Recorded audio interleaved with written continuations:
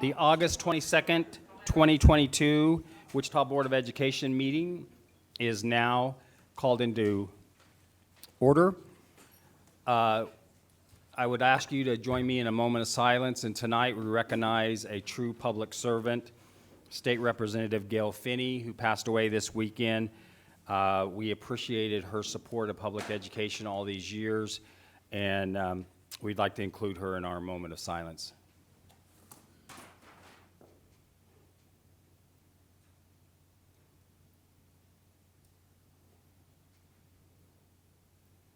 Thank you. Tonight, with our Pledge of Allegiance, we are honored to have with us tonight Pleasant Valley Middle School, Cadet Corporal Alina Supret, Cadet Private First Class Seth Weekly, Cadet Staff Sergeant Daisy Pomerine, Cadet Private First Class Julian Chavez. They are led tonight by Major Taggart of Pleasant Valley Middle School JROTC. And just a brief announcement, Lieutenant Taggart was tasked with the very first Pledge of Allegiance the Board of Education ever had with the JROTC. And this was in August of 1997. Tonight is Major Taggart's Traeger's last board meeting. He's retiring this year, and we want to give a special recognition to the lieutenant for that. He has 16 cadets recently whose parents were in his original class. So it shows the success of the JROTC. So a round of applause for Lieutenant Traeger.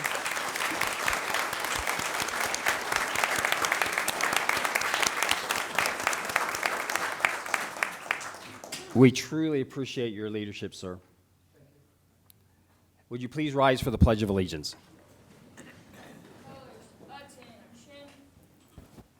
Forward, march.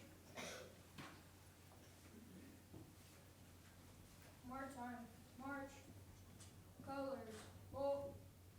Left, face. Present, colors. Sir, Pleasant Valley Middle School request permission to post colors, sir. You may post the colors. Order, colors. Post, colors. Half left, face.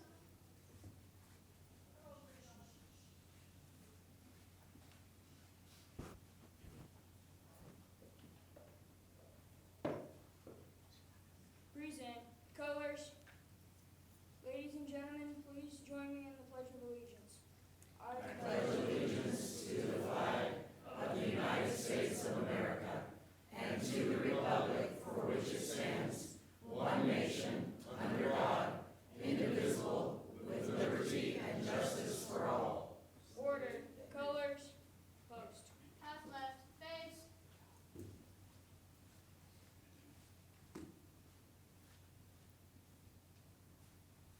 Outwards, face. Forward, march.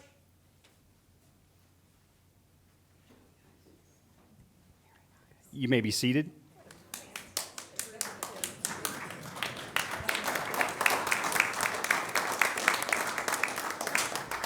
I'm always amazed at how well they do. Let's give them another round of applause.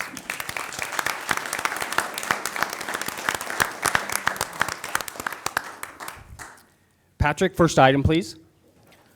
First item, under reports, good news.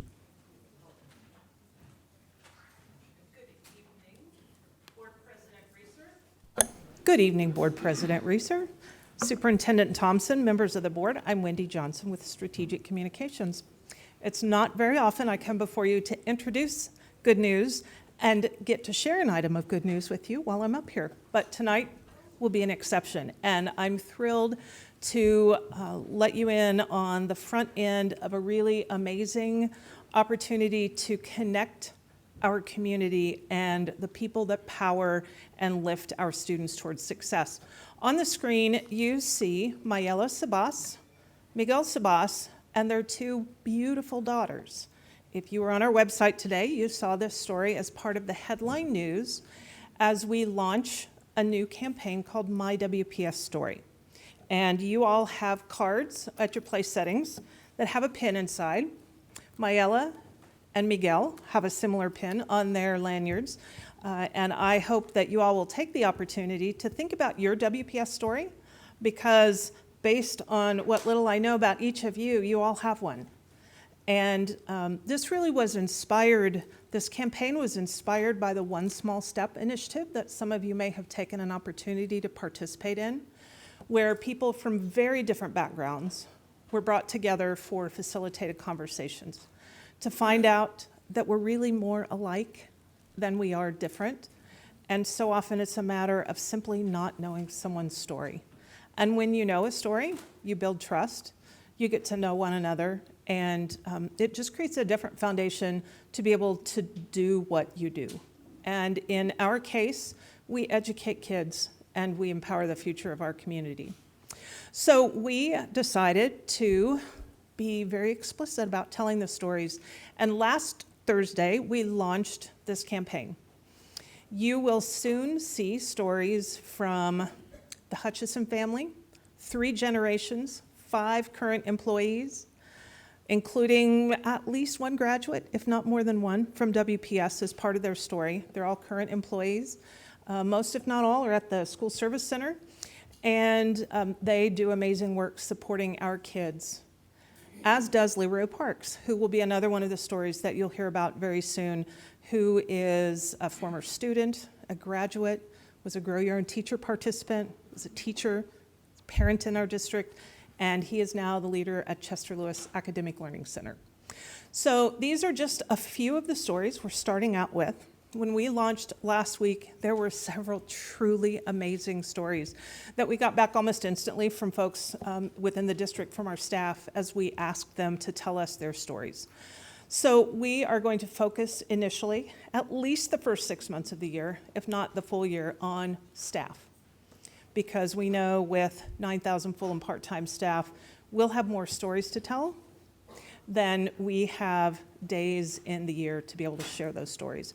So we'll be sharing some of them through our outreach work, but we'll also be honoring every story submitted with the pins that you see. Folks are going to get those cards, and we're going to encourage people to have those conversations. And when you see somebody who's got a My WPS Story button on, ask them about their WPS story. One of the things we heard last year is that people felt like they lost connection. This is about recreating and reinforcing connections. So we're super excited, and you can find out more, and all of you can share your story if you go to usd259.org/mywpsstory. All one word. usd259.org/mywpsstory. So, if there are no questions, and I would be glad to take questions, I now get to put my facilitator hat back on and tell you, or introduce you rather, to a super cool human being that is on fire in our district. Kelly Bielefeld has been doing amazing work in a short period of time here as our Executive Director of College and Career Readiness. And he knows that seeing is believing. So Kelly is going to share with you about an opportunity to see so that you can believe, as we also invite our community and our parents and our students to come in and learn more about the amazing CTE pathways that we offer. So without further ado, I turn the podium over to Mr. Bielefeld. Welcome, Kelly. I'll take this opportunity real quick to let the board members know that we do not have a queue system, so we will be raising hands when you need to speak. So just please make eye contact with me, and I'll write your name down. I'll make sure you get to talk in the order that you have raised your hand, just in case they have questions for you, Kelly. Go ahead. Perfect. Sounds great. Kelly Bielefeld, Executive Director of College and Career Readiness. Instead of good news, last time I was here, I thought we might call this Tooteth Our Own Horn, the segment that Ernestine mentioned. I'm not sure exactly how she said it, but in line with that, Dr. Thompson had an idea that she came to me with this summer and said we need to promote what we do in high schools to everybody. So this is kind of a sneak preview. I believe you have some information in your packets. In September, we will invite community and business leaders as well as staff, parents, and students to join us for our first Pathways to Success event that's going to be showcasing the college and career readiness opportunities available for all of our high school students. Anyone should attend if they're interested in learning more about our CTE pathways, college credit opportunities, application-based academic programs, and other market value asset options our students will have to help them achieve college, career, and life readiness. We'll have tables put up with displays of information, so it'll be kind of like a fair type atmosphere about the programs, and then we'll have staff there representing, able to answer questions for what's going on. So some details about the event. On Monday, September 19th, we will have a sneak preview and business VIP event. Our invitees for that evening will hear Dr. Thompson speak, and she's going to speak to how the Legacy Fund supports Graduation Plus and our efforts to prepare students for the workforce of the future. In the past, for the Legacy Fund Golf Tournament, we've tried to tie in some informational stuff at the day of the tournament. The golfers have been more focused on golfing, so we're going to invite them a couple weeks ahead of the big tournament to this event to really get the word out about what we're doing. Then on September 20th, that'll be the big event, from 5 to 7. This will be our community event. It'll be at AMAC in the big 813 room. Our target audience for the night is 6th to 9th grade students, because this evening is all about high school opportunities. So these are going to be opportunities that are open in every high school, along with some of the application-based opportunities like North High Biomed, IB, those sorts of things. But most of our pathways we have in all of our schools. College credit we have in all of our schools. So it'll really be all about someone from 6th to 9th grade learning about what they can do in high school, what the opportunities are there. We also invite all K-12 families to attend. So it's never too early to start planning for what's to come. We're going to invite staff in a distinct way to come on Tuesday, so they can learn more about the strategic plan goal number 3 and how they can support our high school students to become WPS future ready. So we just want to kind of preview this event for you guys, and like I said, save the dates in there, and we'll be sharing more information, I'm sure, down the road. So. Cheryl? Kelly, is this a come-and-go event? Yes. Yeah, Okay. it's just basically kind of a career Like a fair, fair type. job fair Yep. kind of. So where they anytime between 5 and 7 families can come. We'll probably have some snacks and stuff provided too, because right in the dinner time. Okay. So Yeah, well, thank you for doing this, because we've all said sometimes our CTE programs are our best-kept secret, and we don't want that anymore. So thank you. thanks. Ernestine? You know, I'm just tickled to death that you're doing this. And I want to know, will you say those dates and time again, slowly and loud? Yes, I will. So the community event that we're inviting all the families and students to is September 20th from 5 to 7, and that's at the AMAC building, the old Southeast High School, at the corner of Edgemore and Lincoln, in the big room 813. But we'll have signs all over the place. Wendy's people are helping us with marketing, so we'll have email messages go out to families, invites go out to the teachers, that sort of thing, leading up to the event. But we're still about a month away, so. Are people who are not parents or students able to come and just find out about it? Yeah, it would be open to anyone in the community. Like I Thank said, you. yeah, any K-12. September 20th September 20th, yep, at 7, 5 to 7. 5 p.m. to 7 on Yep. September 20th. Yep. Put it on the fridge, right, and get it on the calendar. So, thank you. Thank you. Thank you, Kelly. Thank you. And yes, I'm glad we're tooting our own horn. This is such a spectacular program.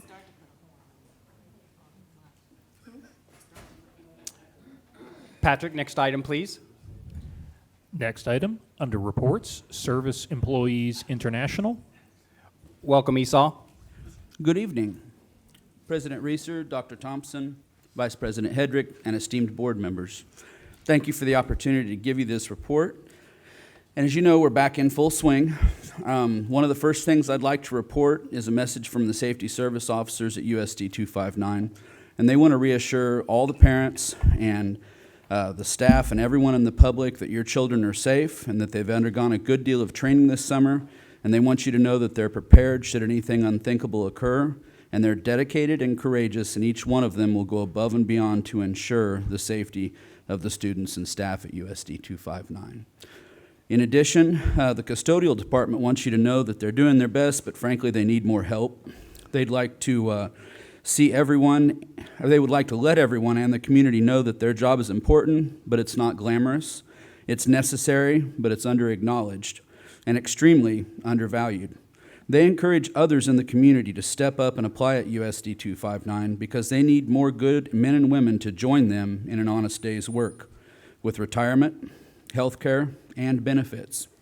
And while we understand the need, we desire more full-time workers and less subcontracting. And the reason I say this is because the subcontractors aren't doing what you're paying them for. I've received several phone calls in the past couple weeks from custodians that said the subcontractors are coming up and not working a full 8-hour day, leaving, not getting their work done. You will never get the service from a subcontractor that you get from your full-time employees. And I want you to know that plenty of those employees have and will be willing to work overtime to fill these gaps that we need. And we've even had security department volunteers to say, even after I'm done with my security work, I'd be happy to go in and work as a custodian. In addition, next I'd like to take a minute to reiterate the concerns about employees, from the employees about staff treatment. School's only been in session a few weeks, and I've personally received more photographs of staff injuries than I'd like to mention. Parents, please encourage your school-age children to be respectful, and please remind them that we live in a civil society where there's not a good reason to use their hands and feet or objects on staff or their peers. And administration, please be consistent and unbiased and proactive in addressing these situations and putting a stop to the physical abuse in our schools. Your staff is extremely tired of it. In addition, we want to talk about the overcrowded classrooms at Southeast and how we need to lower these classroom sizes. I know you've all been made aware, but while you're thinking about districts and boundaries and things like that, you know, you're filling up out there. Next, about the topic of voting boundaries. We believe strongly that the individuals who live in those boundaries should be electing the persons who represent them directly and without outside interference. We support letting people who live in their district have sole responsibility of voting for their representatives, and this is the purest form of a representative republic as it concentrates the votes and does not allow political parties to dilute the voice of those in the districts.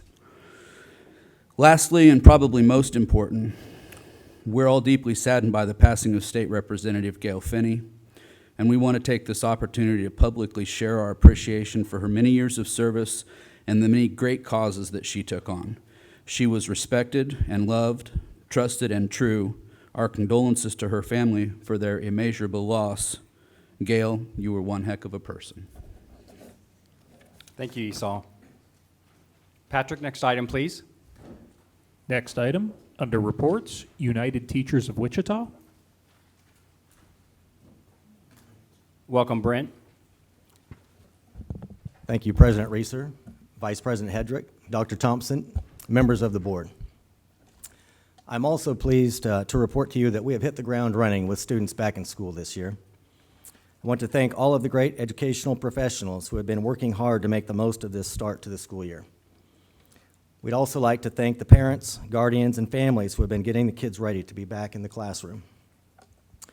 As Esau mentioned, we have heard from the staff at Southeast about the tremendous growth in enrollment and have been learning more about the situation there.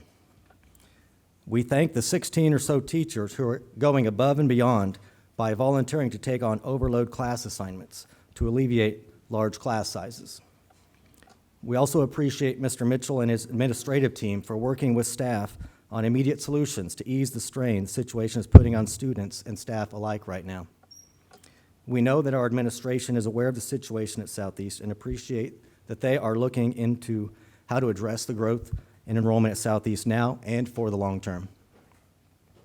Lastly, we know there is another pressing topic for the day.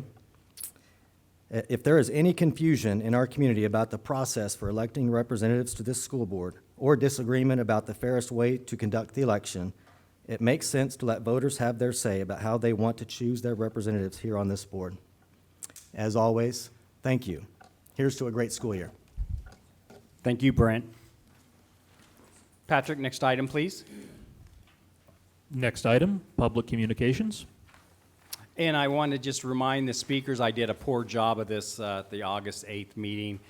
We do have a 3-minute time limit, and we want to clearly listen to what you have to say. And once you start to go over your time, we tend to lose track of what you're actually saying. So the timer will be up where you can see it, and you have 3 minutes. Our first speaker is State Senator Aletha Faust-Godot. Oh, thank you.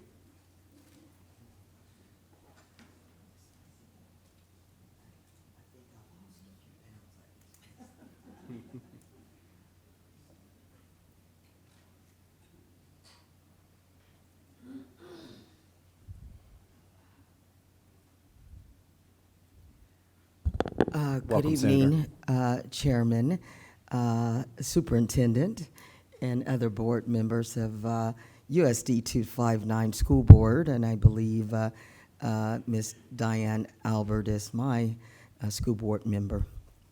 I am here tonight to show support for those who attended a meeting at the Atwater Center hosted by City Councilman Johnson. I'm also here tonight to support the cause, and I'd like to, if I may, to just read this quickly, if I may, Mr. Chairman. Government of the people, by the people, for the people.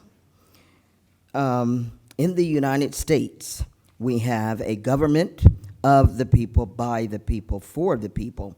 Every person has a responsibility to create a country where all people have an opportunity to live a full and healthy life and make a difference.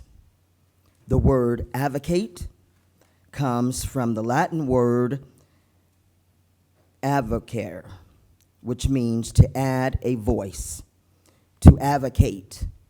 To then, it means to add a voice in support of a particular cause.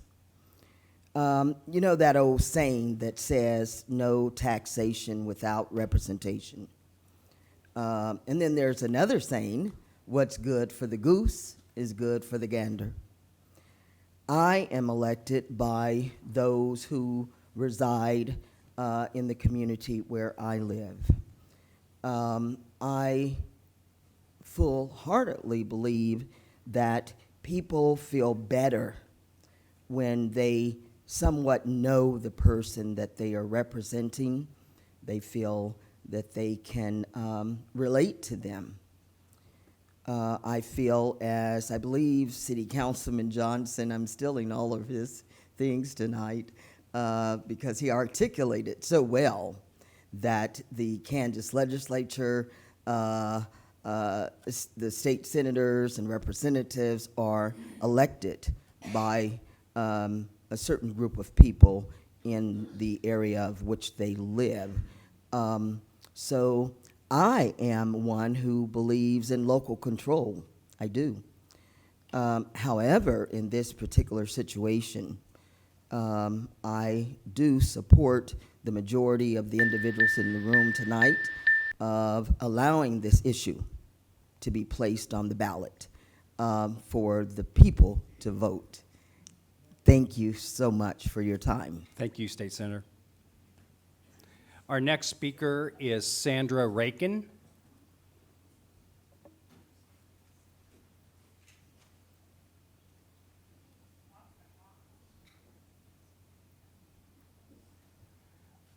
Welcome, Sandra. Good evening, Superintendent Dr. Alicia Thompson, Board of Education President, Mr. Stan Reeser, and other Board of Education members. Thanks for the opportunity to speak. I am Sandra Rankin, and as a retired school psychologist from the Wichita Public Schools, serving as the Wichita Branch NAACP Education Chair, I am addressing the Wichita Board of Education the third time because of voting and representation concerns. I previously addressed the Board of Education on this area of concern November 8th, 2021, the day before our last general election, and August 8th, 2022, at our last Board of Education meeting.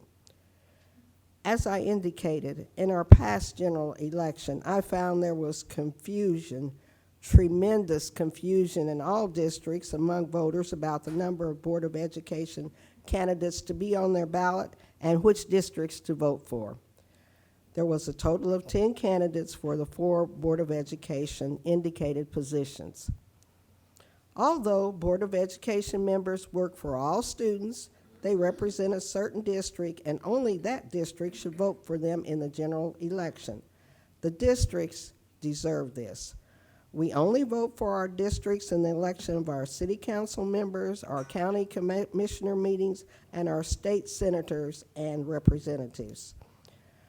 I strongly feel there would be a better turnout and less confusion about voting and representation if the Wichita Board of Education general election was by district, to only vote for your representative and the at-large representative when indicated.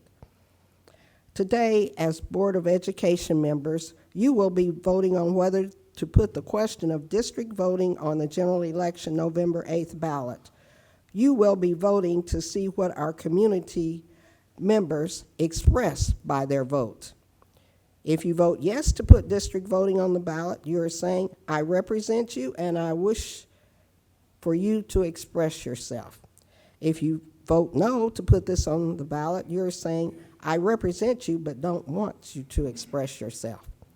As a retired Wichita Public Schools educator for 35 years, I appreciate your consideration of voting yes to place district voting on the November 8th ballot, which would affect our Wichita Board of Education general election procedure. Thank you. Thank you, Sandra. Our next speaker is Connie Dietz.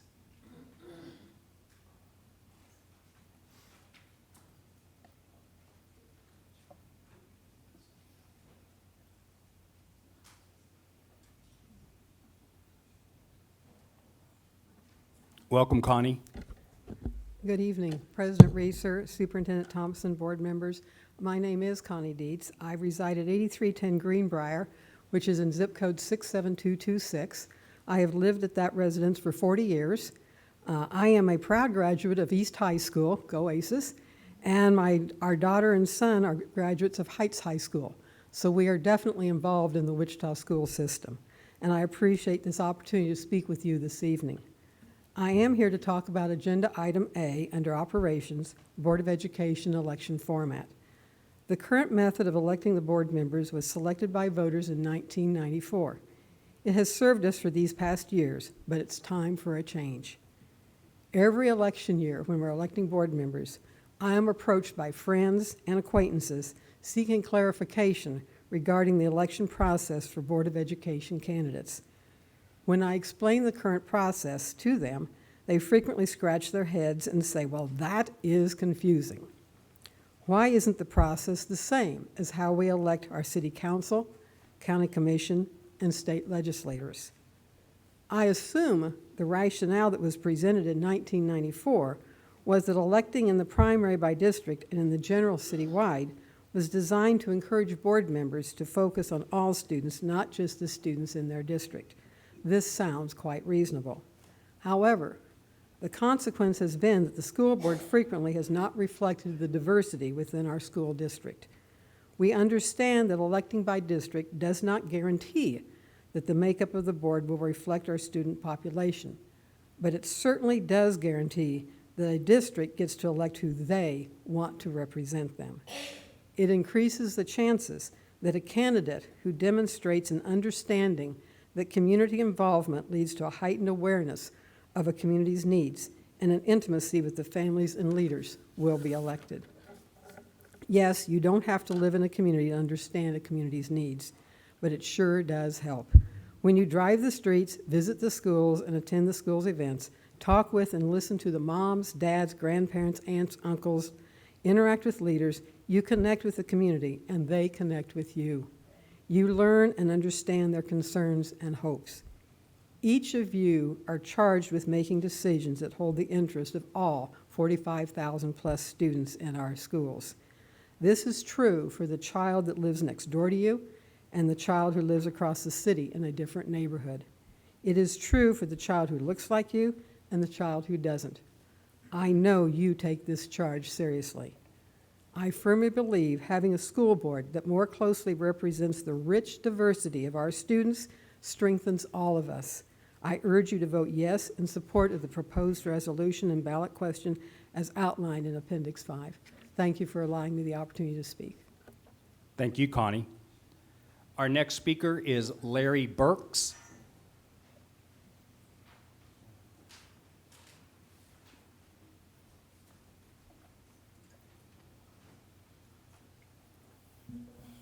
Welcome, Larry. Thank you, Mr. Reeser. Dr. Thompson, President Reeser, and members of the Board of Education. My name is Larry Burks, Sr. I am the current president for the Wichita branch of the NAACP. And also, just to give you my lineage in this district, I was the first JROTC instructor at Southeast High School and did that for 10 years and enjoyed it tremendously. Okay. And secondly, all three of my children graduated from USD 259, one from Southeast, one from Heights, and one from East. And they're all doing great, wonderful things. Thank you for your education, excellence instilled in them. My topic of discussion is going to be the NAACP support of the district voting for school board representatives. First and foremost, the Wichita branch of the NAACP supports the selection of all school board representatives by the citizens within their respective districts. From the outset of these discussions, our branch members have spoken in support of this and will continue to do so in supporting approval for this measure to be placed on the ballot for voting, and eventually for its overall support in November. Now you're going to get the Colonel Burks civic lesson right now, okay? Our democracy operates under a representative form of government where citizens vote to elect people to represent their interests and concerns. Those elected meet to debate and make laws on behalf of the whole of our society. They have an obligation to ensure the voices of those they represent are heard.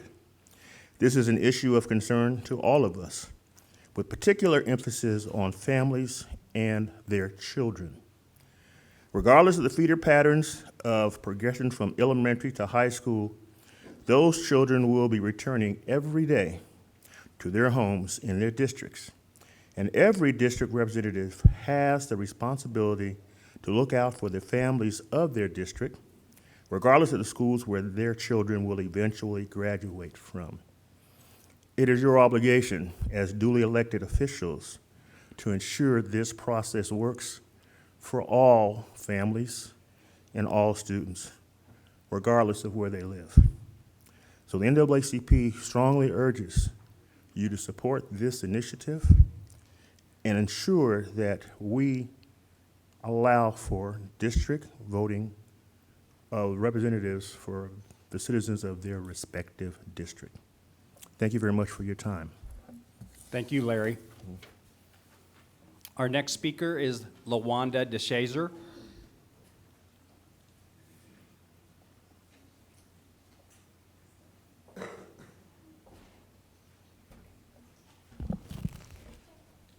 So good evening, everyone, and thank you for the opportunity once again to address the board. So every election process should be as democratic as possible. By voting yes, you will allow for a measure to be on the ballot in November 2022 that would give all citizens the opportunity to vote for a process that resonates with them. Currently citizens vote by district in the primary primary election, but for the general election, the vote is done citywide. This means that a district can choose a representative that it wants, but that person could lose in the general, which could result in any district not having representation that understands specific needs that district may have. This was evident in the community meeting held on Monday, August 15th, in which Diane Albert, Kathy Bond, and Hazel Stabler attended. Diane stated she wanted to hear the concerns of her constituents in regards to district voting. But instead of coming just to listen, the deck was stacked in which citizens from outside of District 1 were there and were allowed to voice their opinions. Most of their opinions did not align with the citizens that reside in District 1 that were in attendance that night. That only exemplified the importance of voting by district in both the primary and general elections, just like we do for city council representation, Sedgwick County representation, and other elected positions in Kansas. On August 8th, I was here at this very same podium advocating for district-only voting. There were 3 other speakers, including myself, and after we all spoke, Board Member Diane Albert referred to our statements as being racist. At the community meeting, Diane doubled down and stated our remarks were racist based on the color of her skin because she was white. As an African American whose ancestors have been enslaved, lynched, beaten, redlined, denied access to quality education, and other things based on the color of their skin, I reject that statement as flagrant use of a word that has truly hurt so many. Voting by district is to get someone in that seat that understands and relates to the communities it serves, and citizens expressing concerns deserve better than to have slurs directed to them. As I close, I want to reiterate that I'm here for 2 reasons: to urge you to vote yes to allow citizens to vote on the voting process that they feel is best, and 2, to again ask Diane to apologize for her statement and for flagrantly using the word racist in response to constituents addressing concerns in the current voting process. Thank you for your time. Thank you, Lawanda. Our next speaker is Carol Neal. Welcome, Carol. Thank you. Thank you, Chairman Reesner and Dr. Thompson and board members for the opportunity to speak. Tonight I'm speaking for the League of Women Voters, Wichita Metro. The League of Women Voters, as you know, is nonpartisan. That means we never support a candidate or a political party. Our mission is to educate, register voters, and get them to the polls. We're two-pronged, though. When we speak out on an issue or advocate for a position, we have studied this issue for sometimes 2 years to come up with a consensus, and then we support that position. If you would look online, you would see that we support citywide election. At our annual meeting, we always review our positions, and when we saw what our position was, we thought, how did it get there? And it was written in 1990. And looking back, that was a time of busing to create desegregation in the city.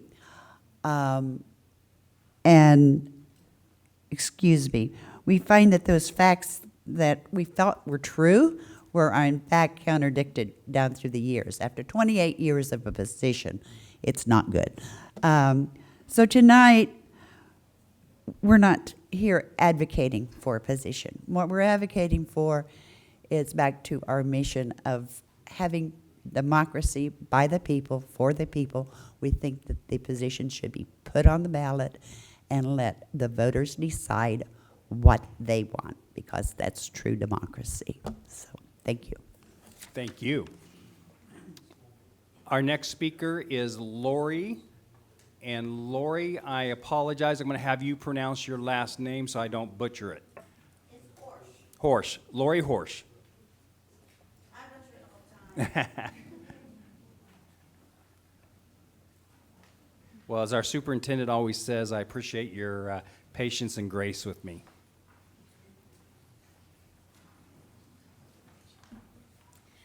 Good evening. My name is Laurie Horse, and I'm a parent and a taxpayer. And my concern with the proposed voting method change starts with a number of issues. I felt like the approach to the subject was done in a very contentious manner. We've used the current method successfully for decades. I know that doesn't necessarily make it, correct, but it has worked. And I'd like to point out that if the current members are doing their jobs and doing their jobs by the will of the people, they won't have any problem with being reelected. Along with this, since the community has singled out Diane Albert, I'd like it to be stated that Diane won the vote in her district, District 1, and then went on to the citywide vote. So in essence, if you would have voted district only, she still would have won. Parents want representation where their children go to school. By changing this method from citywide to district only, you will be disenfranchising thousands of parents whose children attend schools from multiple districts. I've included a handout with the Wichita Public School feeder patterns, which shows every single district has shared feeder schools. So families with multiple children may have children in different districts. Will they be able to vote in each district, or will they just have the one vote? We must all come together and elect board members who share our values. I think all good parents want safe, inclusive environments for the children to spend the majority of their day, learning the fundamentals of reading, writing, math, and logical thinking skills to prepare them for real life. With $1 billion budget that is continually growing upward while test scores are dropping, I think we need less politics and more accountability. I ask you to refuse to divide our USD 259 community and allow the citywide vote to stand. As a side note, yes, we do vote for city council and state reps and all of those things by our addresses and what districts we are in those. But when you have kids in different districts, where does that leave you? You get to vote in one, but not three. I have 3 children. They could have been all in different schools at different times. So I just think that we need to maybe look at it, but we need to take into consideration the families. There's over 7,000 or almost 7,000 minority families that would be disenfranchised by this citywide vote if they can only vote in their district. And that's in your handout as well. I thank you for your time. Thank you, Lori. Our next speaker is Fred Panare. And Fred, I apologize if I mispronounced your last name. You did fine, sir. Did fine. Much better than most. Welcome, Fred. You said it the way I said it. So, board members,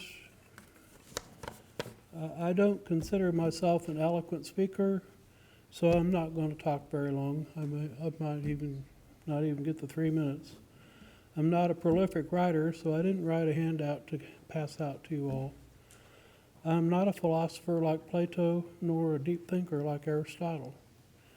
But I fall somewhere in between them and Forrest Gump, if you know what I mean. So I just think simpler is better, and I think it's simpler the way it is now. And if there is a change, it doesn't need to be right now. There's not been enough time for all people involved to have an opportunity to study the subject. And there's been a lot of confusion. I've heard other speakers talk about the confusion of the present process. Well, it's been going on for what, 20, 30 years? Somebody had a date. I don't remember who it was. So if they were confused before, they're going to be confused again. I think that we need to be also considering the fact that the present process has worked, as was mentioned, and I just don't believe that it's necessary that we make any dramatic changes. And honestly, I don't see what's different between this year and last year except the makeup of the board. So why is it all so important now to change how you vote? You have members on your board that were voted in last year based on the present rules, and I don't think you need to be changing the rules now. Also, as a point of information, when I was reading the notes on speaking tonight, I was told, I read, I believe, that I couldn't have any personal attacks. And I believe this woman here owes this woman here an apology for her personal attacks, and I, sir, think you should have called her to order. Thank you. Thank you, Fred. Our next speaker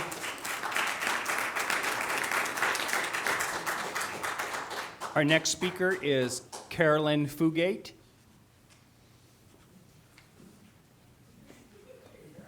Welcome, Carolyn. Thank you. It's actually misspelled up there. It's Fugate, but that's okay. Sorry. My name is Carolyn Marie Fugate, and I live in District 3. I'm not a parent. I'm not a teacher in USD 259. Didn't graduate from here. I taught at WSU, but I do live down the street from Allen Elementary. And before Southeast moved, Allen fed into Curtis, which fed into Southeast, in which case both Allen and Caldwell, before the move, would have been in District 3. So there was, at one time, a feeder system that worked all the way through the whole system in a single district. But I want to talk about the importance of changing the voting method to the one that is being proposed. Some people tonight have talked about the importance of representation, but my question is, beyond just representation, when you represent a single district and then you are voted by the city, who is your constituency? Is it your district or is it the city? You still are responsible for more people than just in your district, but who do you report to? Who gets to hold you accountable for your responsibilities here on the school board? Is it those in your district or those in the city? This is part of the confusion when it comes to what is a representative. How do you represent the people when we don't know who your constituents truly are? This change will allow people when running to focus on their districts and not focus on a citywide race, to really get to know the people that they will be representing, instead of focusing on getting as many people out in a citywide race. I have also, in discussing this topic over the last couple of weeks, learned that the method prior to 94 was what's called Plan A in the state law, which was an at-large for all of the city. In 94, that's my understanding of it, in 94 it was changed to be primary by district and then general by the whole city. That would be Plan B. It's time to finish what was started in 94 and go to Plan C, to where each district is represented and voted for by their district. In addition, this is a confusing topic. Elections have always been confusing topics in general. But as this is going to be on the ballot in November, I feel that it is important that you as school board members reach out to your constituents and let us know what is happening. That this is on the ballot, what it means, and, well, if you're voting in favor of it, maybe what the board believes should happen. It's a confusing topic, so it's important to get the information out to everyone throughout all of USD 259. And that was actually the end. Thank you very much, Carolyn. Our last speaker is Bonnie Haberman. I'm sorry, Bonnie did not, she informed us that she was not going to be here tonight. We have an unusual situation in that our published date of our budget hearing was incorrectly mailed out by Sedgwick County. And to be fair to everyone, we wanted to make sure that if there was anyone in the audience tonight that came here specifically to address the Board of Education at the budget, about the budget, that we give you an opportunity to come and speak to us tonight. Is there anyone in the audience that thought this was the public hearing on the budget, which is actually going to be a week from tonight, and we would invite you there. And I apologize, this was no mistake by our staff. It was a mess up or a mistake made at the Sedgwick County level on that publication, and also a lack of of publication getting into the paper by the paper's mistake. And that's not to lay blame on anyone, I just wanted to thank. So, ma'am, did you want to speak to us about the budget? Same place, same time in a week? Yes, but you're more than welcome to speak tonight, and we apologize for that confusion. I appreciate your grace and patience. Are there any other speakers that were here to speak to the Wichita Board of Education about the budget? If not, we'll move on, and I do appreciate everyone's comments tonight, and we look forward to our public hearing on our budget.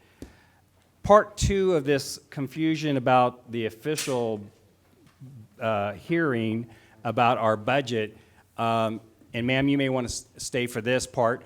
To be fair, we wanted to make sure that we had a brief recap of our budget presentation that was in the August 8th meeting, so that August 29th, the public was not prepared for what was actually in the budget.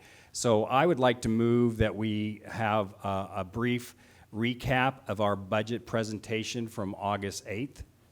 Second. Moved by Stan Reeser and seconded by Julie Hedrick. All those in favor, raise your hand. Motion carries 7-0. Susan, if you wouldn't mind, we know we put you on the spot, but we know you're up to the task. We are wondering if you would give us a brief recap of what you presented to us on August 8th, so that when we do have the official budget hearing a week from tonight, at least it will be fresh in everyone's mind. Absolutely.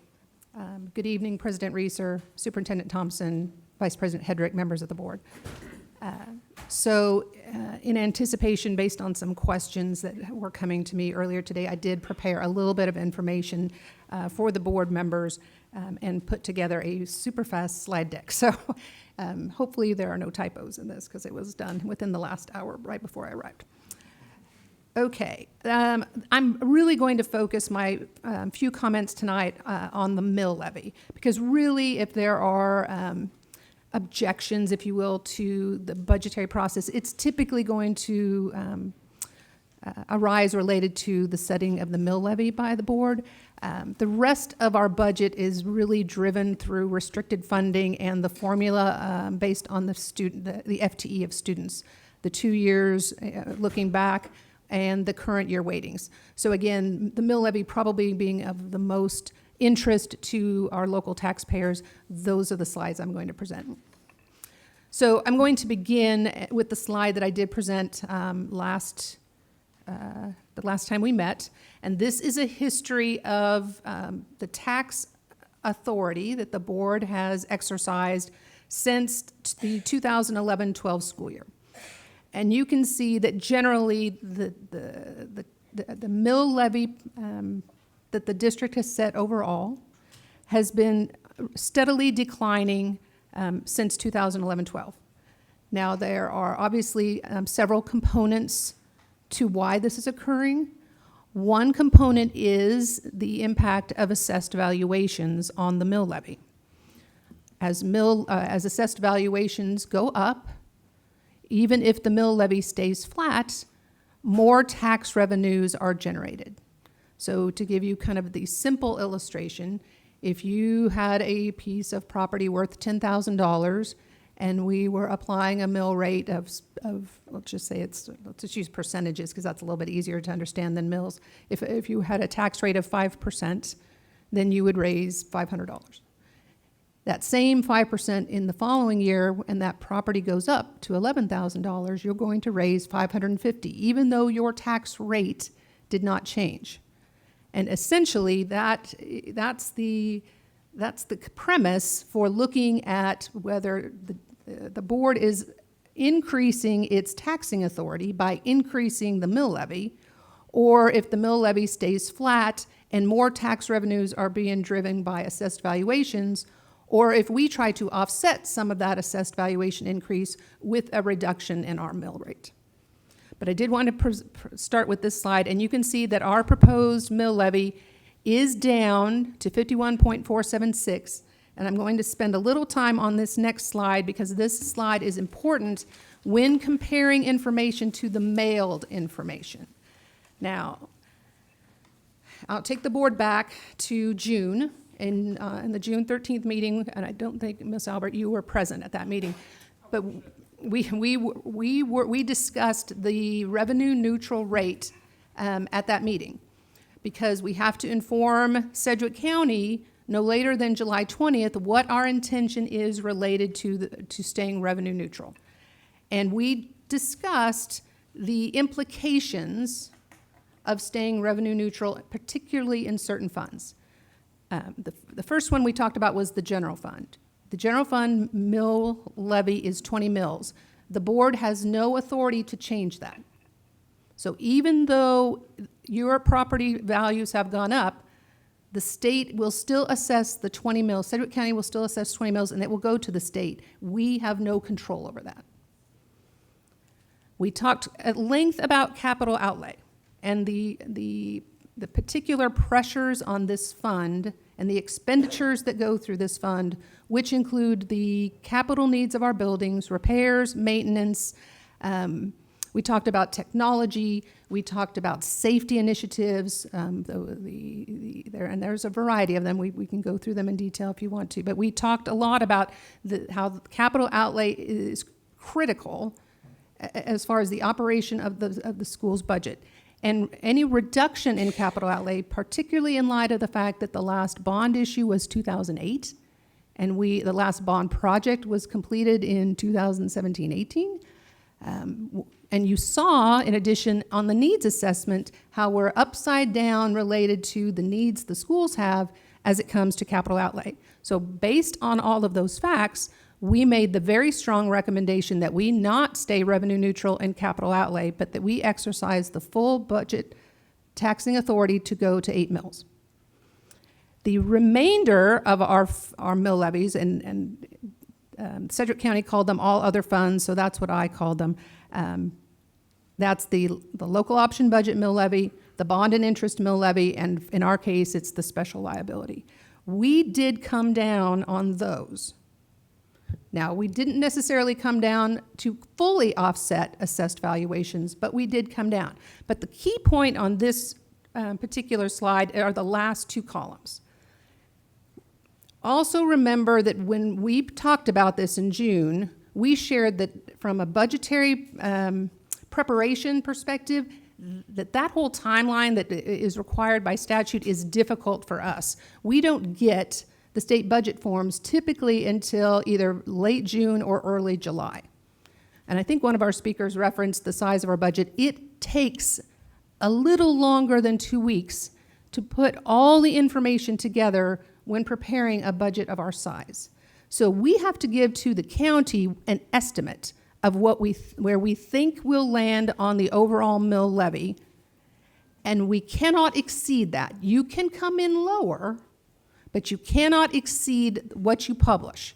And when we finalized the budget, which would be the far right column, we came in at a mill less than what we had been charging, which is different than what was published and sent out in those notices, because as we did all the forms, pushed in all the numbers, got all the final information from KSDE that, again, kind of trickles in there for a while, we were able to move from the 52.483 that we set as kind of, we won't exceed this, and we came in at 51.476. So we are lower than the published rates in the mailers that went out to residents. And to kind of show you the impact, so again, I'm going to right now go through all mill levies, including the general fund, and then I will show you the impact of the mill levies within your control. So again, the general fund, 20 mills, that raised about $57.7 million in tax revenue. If the general fund, and this, I'm going to back up, this information is all from Sedgwick County, and I have that documentation if anyone wants to see it. That information raised $57.675 million. If the general fund could be revenue neutral, which it cannot, but if it could be, that mill levy would be 18.736, raising about the same, not quite the same, but again, we're using Sedgwick County's numbers, so I didn't redo the math. But the 20 mills that it does raise will raise $61.6 million about. That's a 6.74% increase for the general fund. The other funds outside of capital outlay, again, these are the funds that we talked about, the local option budget and bond and interest, those are the primary drivers, and we've got a little bit in special liability. For 22, that was 24.519 mills, raising about $76.9 million. We published being revenue neutral was 23.077, raising 76.5 million. We came in at 23.476, so not quite revenue neutral, but not too far from it. So that will raise $78 million, almost $78.1 million, and that increase is 1.57% in those funds. Not the 6% the assessed valuation if we had stayed flat in those funds. And then capital outlay, 7.995 is where we were for fiscal year 22, raising 25.2 million. Had we stayed revenue neutral, that would have been 7.518, again, raising about the same. We are highly recommending at 8, which would raise almost $26.8 million. That is capturing as much as we can of that assessed valuation growth, but it is in the smallest amount of fund that of those three sections. And again, if we're feeling inflation, that's typically where we're going to feel inflation also is in capital outlay with vendors who are passing through cost of shipping their product, material costs, those type of things. So looking at overall, mill levy, including the general fund, that would raise 4.8% more dollars, but coming down over a mill on our taxing authority. But within the funds you control, that's a 2.72% increase.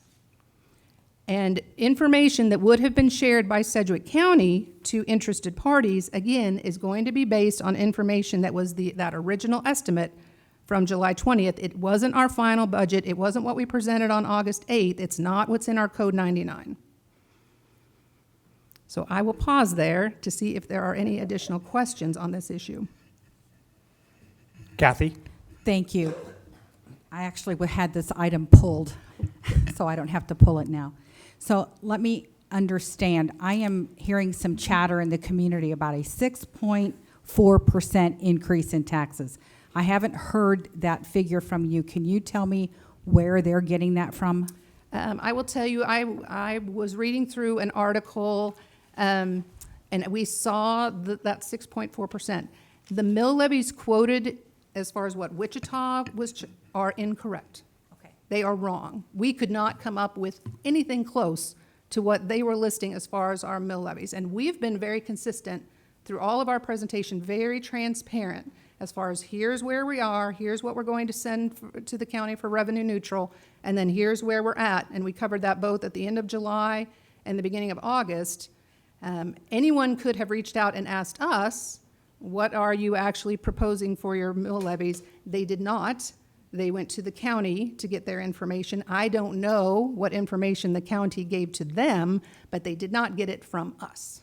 And we're not complete yet. I mean, whatever the county has is not right, the final because their assessed number. valuations are not even final. They give us an estimate on those, and then we build a budget based on those estimates. Their numbers will not be final until November. So for all the media that are here, our community will know. Yes. Okay, thank you.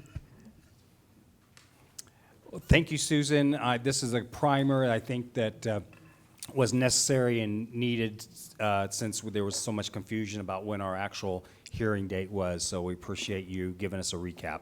Okay, thank you very much. Thank you. Patrick, next item, please. Next item, consent. Diane, do you have any items to pull? D1.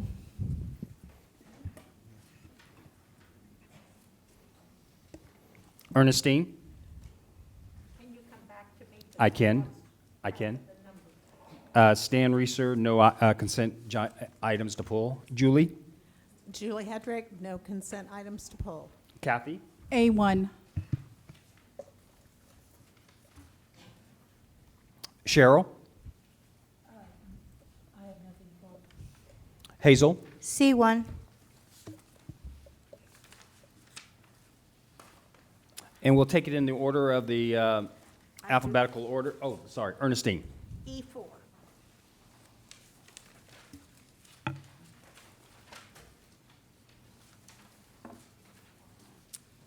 Kathy, if it's okay, we'll start with A1. Sounds good. Oh, Stan, are you going to vote on Yes, the yes, I'll consent? have a, yes. Julie Hedrick, I would like to make a motion that the rest of the consent agenda items be approved. Is that a second, Ernestine? Yes, I second. Moved by Julie, seconded by Ernestine. All those in favor, raise your hand. Motion carries 7-0. Thank you for bringing that to my attention. Kathy, A1. Hello, Mr. Hudspeth. How Good are evening. you? I'm good. How are Were you? you surprised when I called A1? A little bit, but that's okay. Okay, with the shortage of educators nationwide, USD 259 is not exempt from this problem. Having said this, can I ask, why are early retirees collecting bridge not allowed to volunteer in our schools? If retirees who are not yet collecting bridge but are volunteering in our schools, will they still be able to volunteer when their bridge payments begin? I looked in the policy book, and there's actually two different policies addressing this issue. Policy number 3714 is in my book, and policy number 4069 is not. I'm not sure which one is the most recent, but policy number 3714 states that any early retirement bridge retiree shall be ineligible for employment by the school district in any capacity during the period of that time that payments under the early bird retirement program are being made to the retiree. But it doesn't say anything about volunteer. Can you help me? So my understanding, first off, Sean Hudspeth, I'm the Chief Human Resources Officer. Good evening, everyone. When it comes to volunteering, we did get some clarifications that we understand that they can volunteer. Now, volunteer means you're not paid. You're receiving no remuneration, compensation whatsoever regarding that. The one thing that we sought clarification for is that when they volunteer, we prefer that they not volunteer in the same position in which they left or retired from the district in. So if they were a para, we'd prefer they not volunteer as a para, but maybe a classroom support or perhaps in the lunchroom. Again, the bridge program has very specific rules. There is a planned document related to that. It is much like a retirement program. It has been established and approved under the IRS regulations, so we have to operate with that through our legal counsel and our financial advisors. Good answer. So we, the board, according to the policy, we can change all of that. Am I correct? No, says- you would not okay. be able to. Okay, in the policy, it says, I have it here, but I have so many papers here. The Board of Education, this is number 4069 policy, paragraph 3. The Board of Education shall have the sole discretion to alter the form, procedures, or substance of the early retirement program in any manner at any time. In such case, the discontinuance or alteration shall not be applied retroactively to affect any retired employee receiving benefits from the program. So does that mean that the board has the authority to make motion to allow all retirees to volunteer at a school if they want to, especially at this time of crisis? So I'm going to ask Susan Willis to please join me because, again, she's the financial guru. And see, volunteer includes no money. Volunteer includes no money, again, but this plan was established through an IRS determination letter. So the bridge program, understand, is not a long-term program. It will eventually expire. Well, there's about roughly 10 years left on the bridge program. That could allow some changes, but I'm going to defer to Susan on what's allowable at this time because that precludes me coming to the district. Okay. So Susan Willis, Chief Financial Officer, I believe your question was, can you amend the policy? The issue with amending the policy is because that plan has an IRS determination letter that it is a qualified retirement plan and therefore not subject to withholding tax. The minute you change it, you have to go back to the IRS to get a qualification determination, which again, there's no guarantee that they would find that your change still qualified it as a qualified retirement plan. Therefore, it's extremely risky for the board to take action on a qualified retirement plan unless you are it needs to be an extremely significant case. Now, the volunteer, I think you've got the answer on that, but if you want to change the working pieces of the bridge plan that potentially force us to requalify the plan, that's a risk to the plan of its tax exempt status. So that's why we really are very hesitant to do anything that jeopardizes the tax exempt status of that plan. We leave it alone for the most part. Well, I wonder if Julie and Cheryl, if we need to put that in this policy then, what you just said, because as a newcomer, I'm reading the policy and I'm like, oh, we can change that. We can make this work. There's nothing in there that exempts this unless in dire straits. Ernestine? Kathy, I think if you reread that, it says that if we change it, it is for all people that are in the future. It doesn't say that we can change it for any people that are already retired and already on the bridge. Okay. So that would, not that I would want to change the policy, but if we were going to, it would affect future retirees who are now employed full-time in the district. Okay. So I guess I had a twofold question, and you both answered it. I just want a clarification that all retired teachers, bridge or not, may volunteer in our schools in 259, correct? And the key word is volunteer, yes. Yes, 'cause Receiving no compensation. Yes, I've had several retirees come to me and say, they've told me I can't volunteer in our schools. So is there a way that there can be a communication sent out to our retirees that lets them, I mean, we're in crisis right now. We just heard Southeast High School overcrowding. I mean, wouldn't that be great if we could get some help for that teacher in that classroom? So is that possible? You're looking at me, and that's I'm fine. sorry. That's great. I think we definitely can communicate. If people are confused and not sure whether they can volunteer, because I do know that the pay sometimes gets confused with the volunteer. And if we need clarity for folks, we'd be happy to send out something to clarify. Perfect. Thank you. And I might add that tomorrow night is our last career fair starting up here for a few months. So we'd love to see you at AMAC tomorrow from 3 to 7 p.m. Kathy, would you like to make a motion? Yes. What am I making a motion on? Okay, Sean, did you have anything more to say tonight? No. Okay, good. I make a motion to approve A1. Second. Second. I second Moved it. by Kathy, seconded by Cheryl. All those in favor, raise your hand. Motion carries 7-0. The next item in order is C1. Hazel. Yes, my question is, there are 5 different amounts that we're approving, and from 5 different groups. So what I'm asking is, are all of these monies, it doesn't say where these monies are coming from, and I was wondering if they're all coming from the same fund. If they are, what is it? So C1 would come out of our software fund. That's our filtering solution for the district. There also is paying for this solution is a part of our Verizon Innovative Learning Grant. So they pay for part of the cost of this solution. This solution was actually in our renewals earlier this year, but we're incurring less cost because being a part of the VILS program, it will pay for part of the cost of that securely licensed for us. So it's actually less for the district than it would have been before just because of the grant program. Ms. Stabler, I know that has been a confusing one for me as well, because this was on the agenda, and then we used a specific company, right? And then we had to change the company because we went through a different place. Right. And it's still it was all legally done, but we're able to get it at a cheaper price. So now we're coming back to you because we're changing the vendor. Okay. So Yep. for Yeah. less money. So- So I was yeah.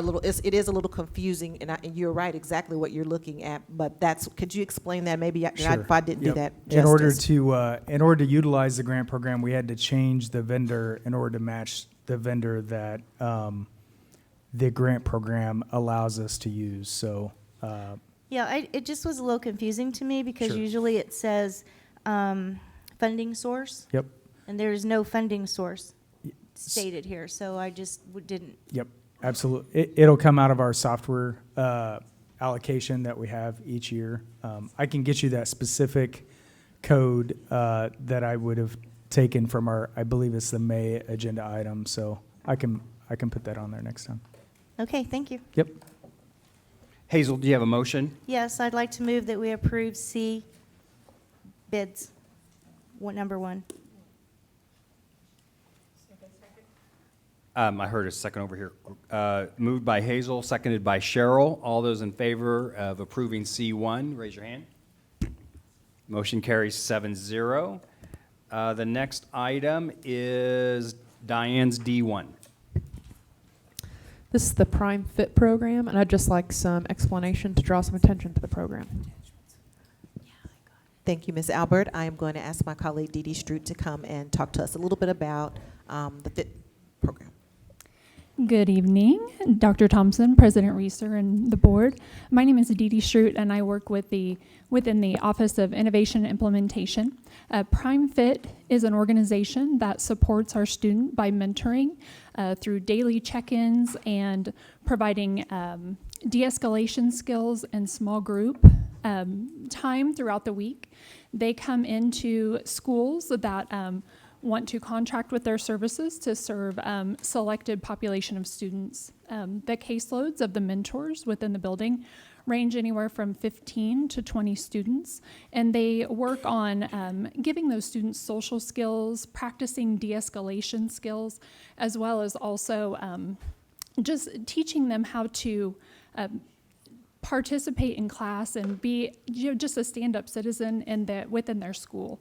So it really depends on the specific needs of the student as to what they specifically talk about, but they are there to be a mentor specifically for those designated students. Thank you. I met Tion, who is one of the main mentors, and him and I shadowed. I shadowed him at Loviture last year, and really support this program, and saw how he was helping students, even those that weren't in his program. He was just a great presence to be in the school for all the students there. So thank you. Yeah, I'll make a motion to approve D1. I second it. Moved by Diane and seconded by Hazel. Kathy? Yes. Considering the continual fallout of COVID, shouldn't this program be offered to all who need it? How did you guys, or was it the administration that selected the schools that would benefit from this program? That's an excellent question. It was the administration that wanted to participate. So putting a feeler out to all buildings, we had 22 schools who opted to opt in for their services this year. Prime Fit is growing, but they still only have 9 mentors, and so they can only take on so many schools. So there was a reach out, and those schools opted in. Is there a possibility that this program could expand? I mean, and this is coming from ESSER funds, and so I know Dr. McDowell and her husband, Mr. Wilson, personally, and I know that they have such a passion for people, but children, in being able to help them succeed and get on that right path. And I read in detail everything about this program, and I'm all for it. And if there's anything that we can do to continue to support you or even see it expand and grow,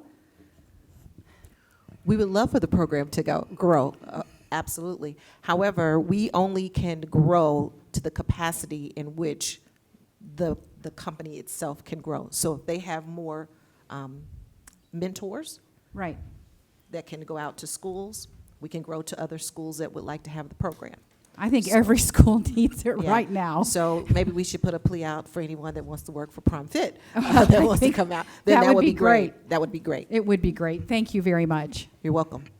And just to clarify, I just want to make sure the public understood, this is not our only mentoring program.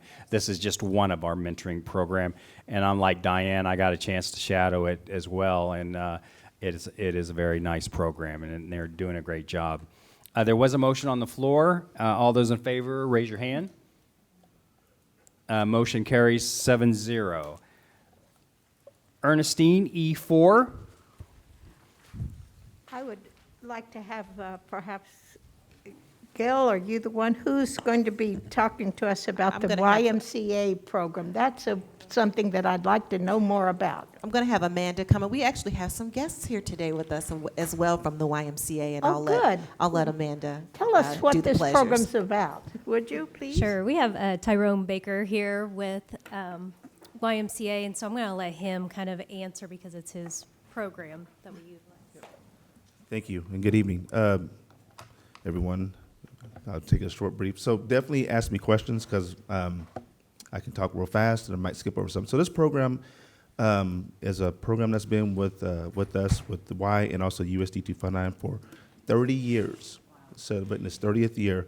And before I go on, I have to say there's someone in the audience that actually, two ladies started this program 30 years ago, and one of them's in the audience right now, and it's yeah, Lawanda Williams. Could you?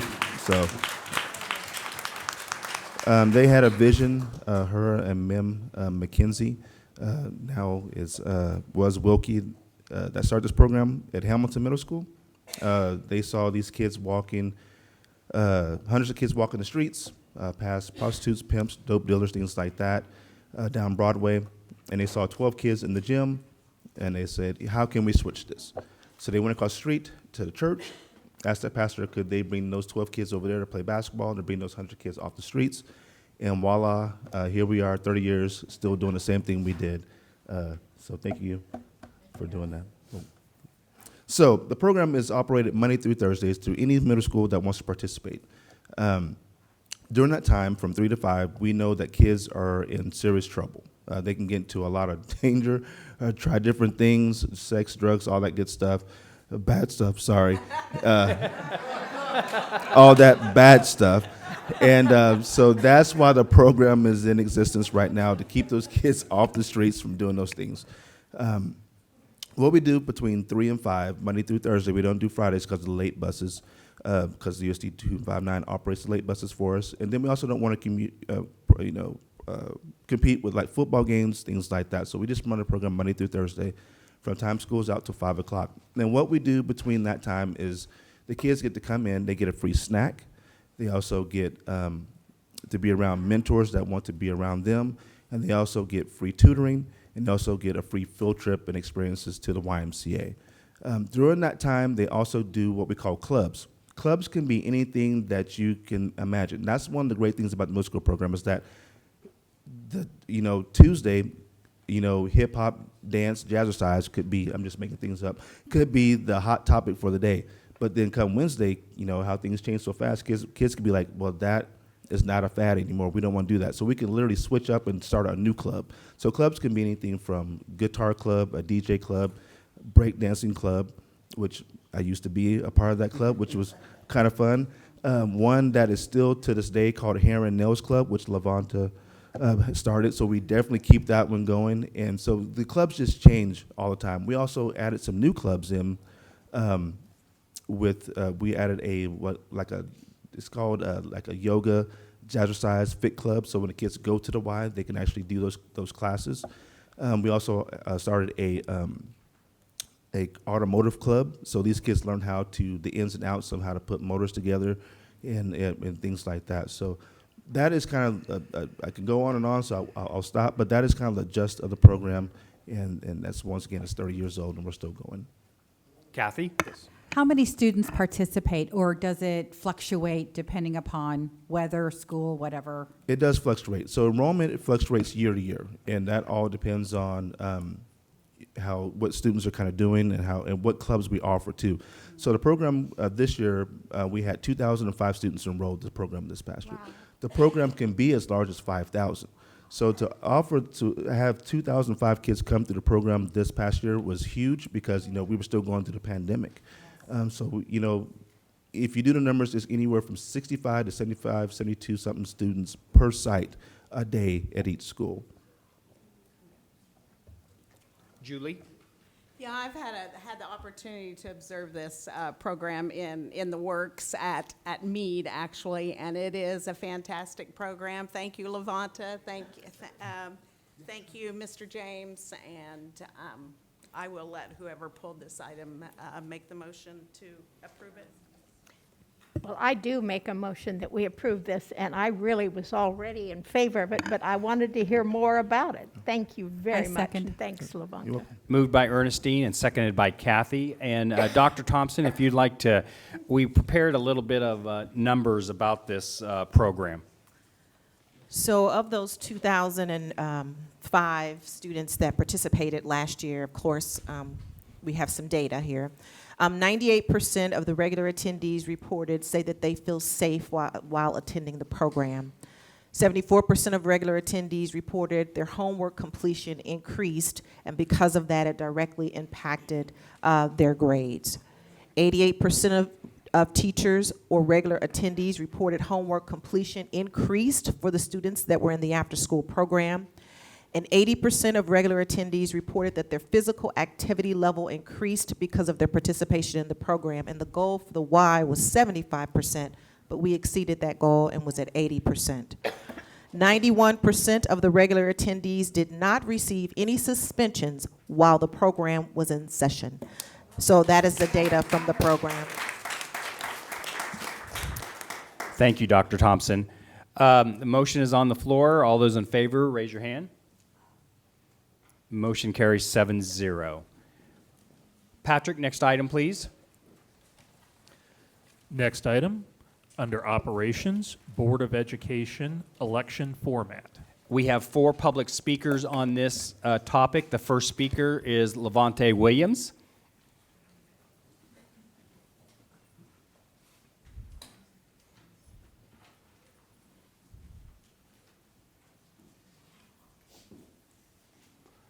Welcome, Levanta. Thank you so much. And I didn't realize it had been 30 years. When you're having fun, you forget. When we said the program, I thought you were going to get up and come and do the report. Your eyes bucked. It was like, oh, absolutely. First of all, greetings, President Reeser, school board members, and Dr. Thompson. Thank you so much for giving us the opportunity to voice our concerns and to voice our opinions. I am Lawanda Williams, and I truly believe that it's time for us to incorporate voting by district on the ballot in November. Please give the community the opportunity to help make decisions and have a voice. At the last meeting, I spoke primarily about representation, and I still believe that that is one of the most important concepts. But we had a lot of talk about representation, and I still want to make sure that that is heard. However, as a retired teacher of 35 years with USD 259, academic success is at the top of the list for me and so many others, as well as here it was mentioned as well. And academics is really what we were looking at in the after-school program as well. It was said that the students could possibly not be represented by the district person if they went to schools outside the district. I must remind you that we have been going outside of our districts to go to school for over 50 years. 50 years ago, District 1 experienced forced busing. And so we had to go outside of our district. Our schools were closed down, except for a few. And then everyone else was bused out to other schools. And that's how it has been since that time, since just the last few years, actually. We were all over town, and some of those schools, and I will say Hamilton was one of those, were in worse condition than some of the schools that were in the district. But as we look at academic success, as a district person, I feel that you're representing the family. Not the school per se, but the family. And I believe success starts in our homes, along with motivation and support. And then it goes into the school. And again, it's motivation and it's support. The district should be my voice. That district person is my voice when I have no voice.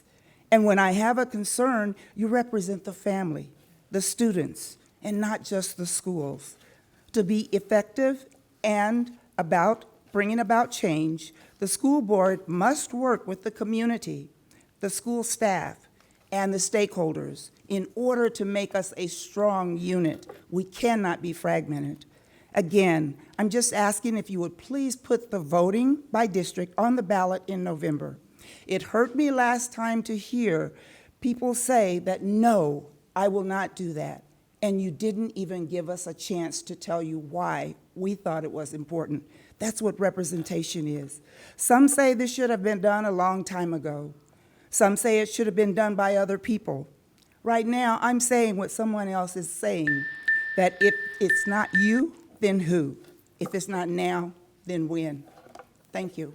Thank you, Levanta. Our next speaker is Carl Nelson.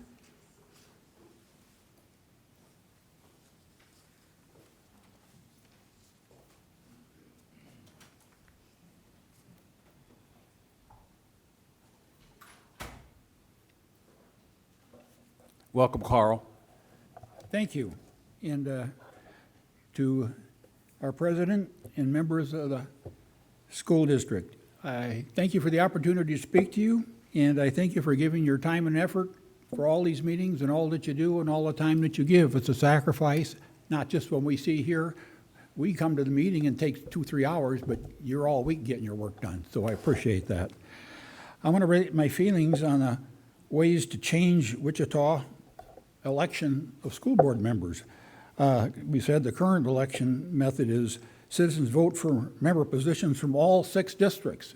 So I can look at you and say, you all represent me last time as I voted in the past. And the proposed method is to do it by districts. And there's never a perfect way to govern. We're governed by people who aren't perfect, and we're governed by situations that aren't perfect. In trying to decide what's best, I kind of took a look at our Constitution, our state Constitution, our U.S. Constitution. It's really our voices are heard and inherent that the people govern, and you listen, the representatives listen, all up through the government.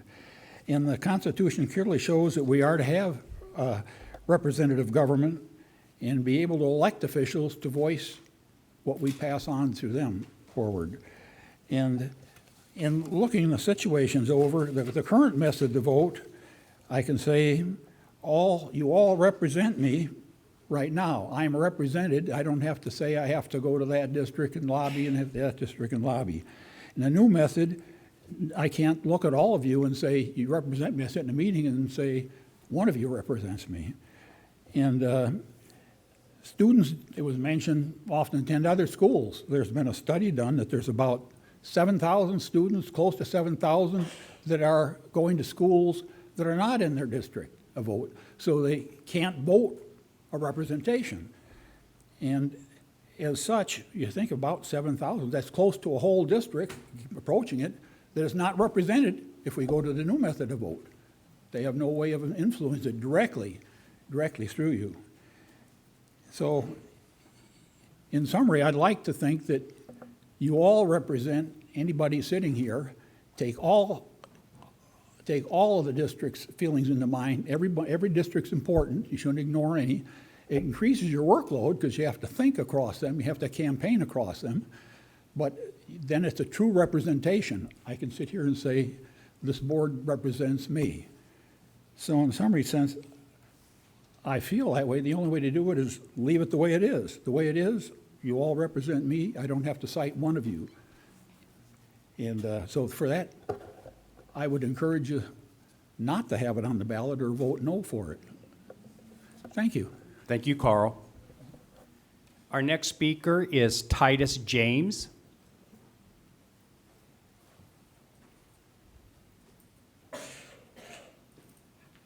Welcome, Titus. Thank you very much. Good evening, one and all.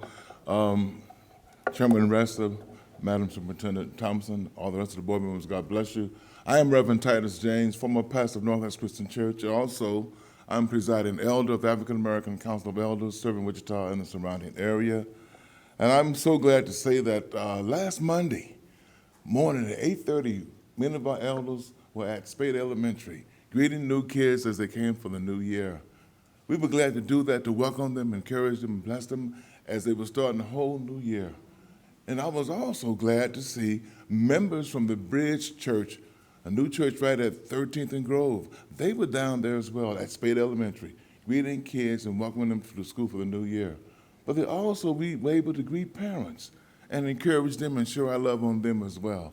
And I witnessed and experienced beautiful district participation. And I wonder about the boundary lines that are being drawn. How are we going to be informed and involved with the new lines and new designs? How are we going to be even invited and informed as to who we are, which district we are a part of? There's a change taking place, that we're in a new district and didn't know it. That needs to be cleared up as well. But I really rose to say this.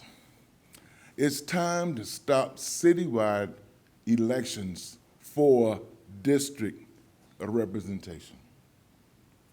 Again, it's time to stop citywide elections for district representation. The vote is so important, and I cherish and honor the memory of Brother John Lewis, Congressman John Lewis. The vote was so important to him, but the vote we have in our district is just as crucial.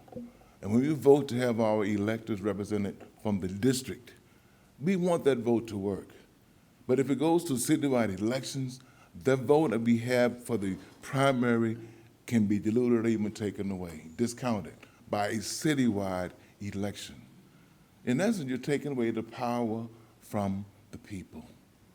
By having pure district election, you give the vote for the people you give power to the people with the vote.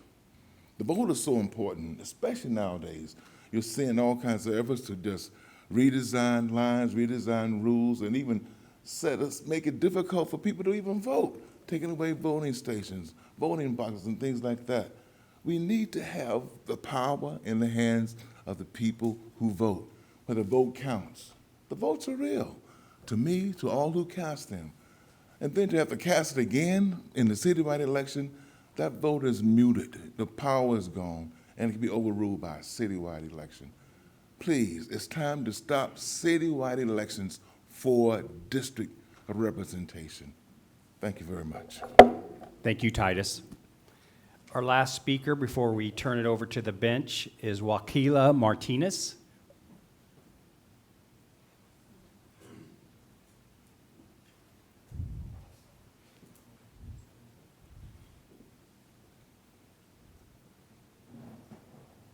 Welcome, Wakila.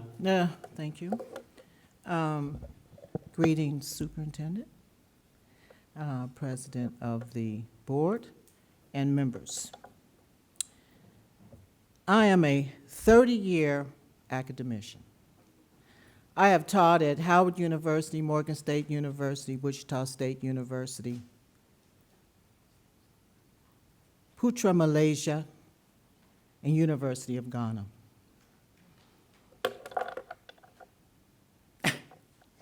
Last week, sitting in this room as a retired academician, I was appalled.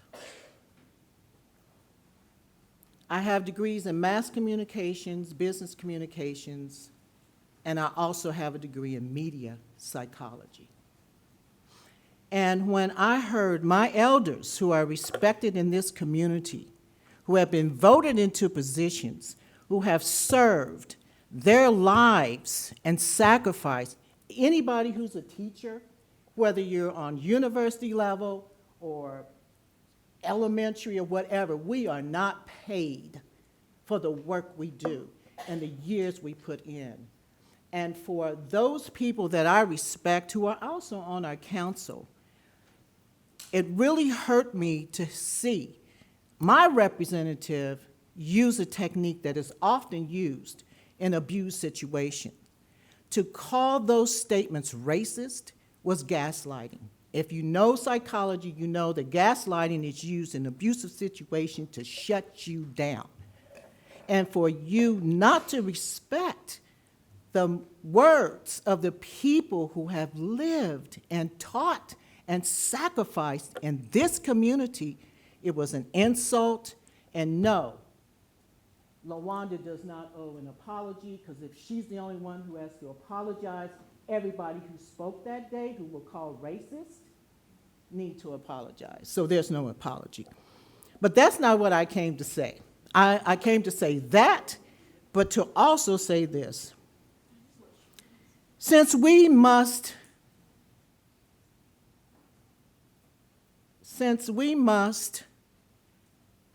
adhere to the current situation and people in position of leadership in this city, in this district, you all, I am challenging you, because I heard some things that really, I was like, well, why don't they know that?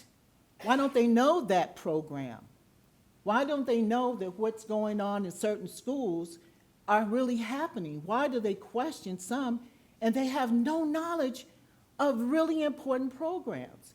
So I want to challenge you all that until 2025, I will challenge you to get to know every school in this city, in this district, and what those schools provide that is special programming. How many schools, and this is a test, how many schools in District 1, in the entire district, provide trauma-informed curriculum? Thank you, Wakila. I appreciate your time. Thank you. I will start the presentation off by just reading what the question would read on the actual ballot if we approve this tonight. 6 board member positions for the USD 259 Board of Education are now elected. This is the wording that would be on the ballot. Are now elected from separate districts, and 1 board member is elected at large. Voters in primary elections vote for member positions from the district where they reside and for an at-large member position. Voters in general elections vote for members' position from all 6 districts and for the at-large member position. It is proposed the method of electing board members be changed to a system wherein voters in both primary and general election vote for the member's position from that district where they reside and for the at-large member position. And it'd be a yes/no vote. I'll now leave it up, open it up to the board on discussion on whether or not to put this item on the ballot for the voters to decide in the November election. Kathy? When I ran for this position, I ran specifically because I have a passion for kids. I have a passion for our students. I have a passion for academic success. Because if our students succeed and graduate, we're going to have a healthy community, and they're going to have a great life.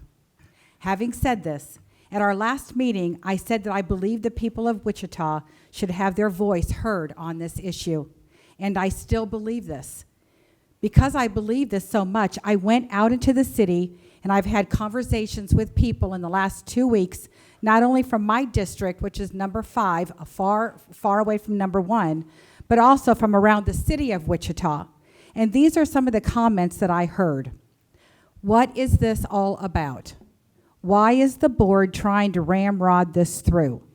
I'm confused. What's the hurry? I want more time to think about this and talk to other people so I can make an educated vote. How will this affect me? When is the next school board election? What's wrong with the way it's being done now? I don't vote. I didn't even know about this, and the board is voting on Monday.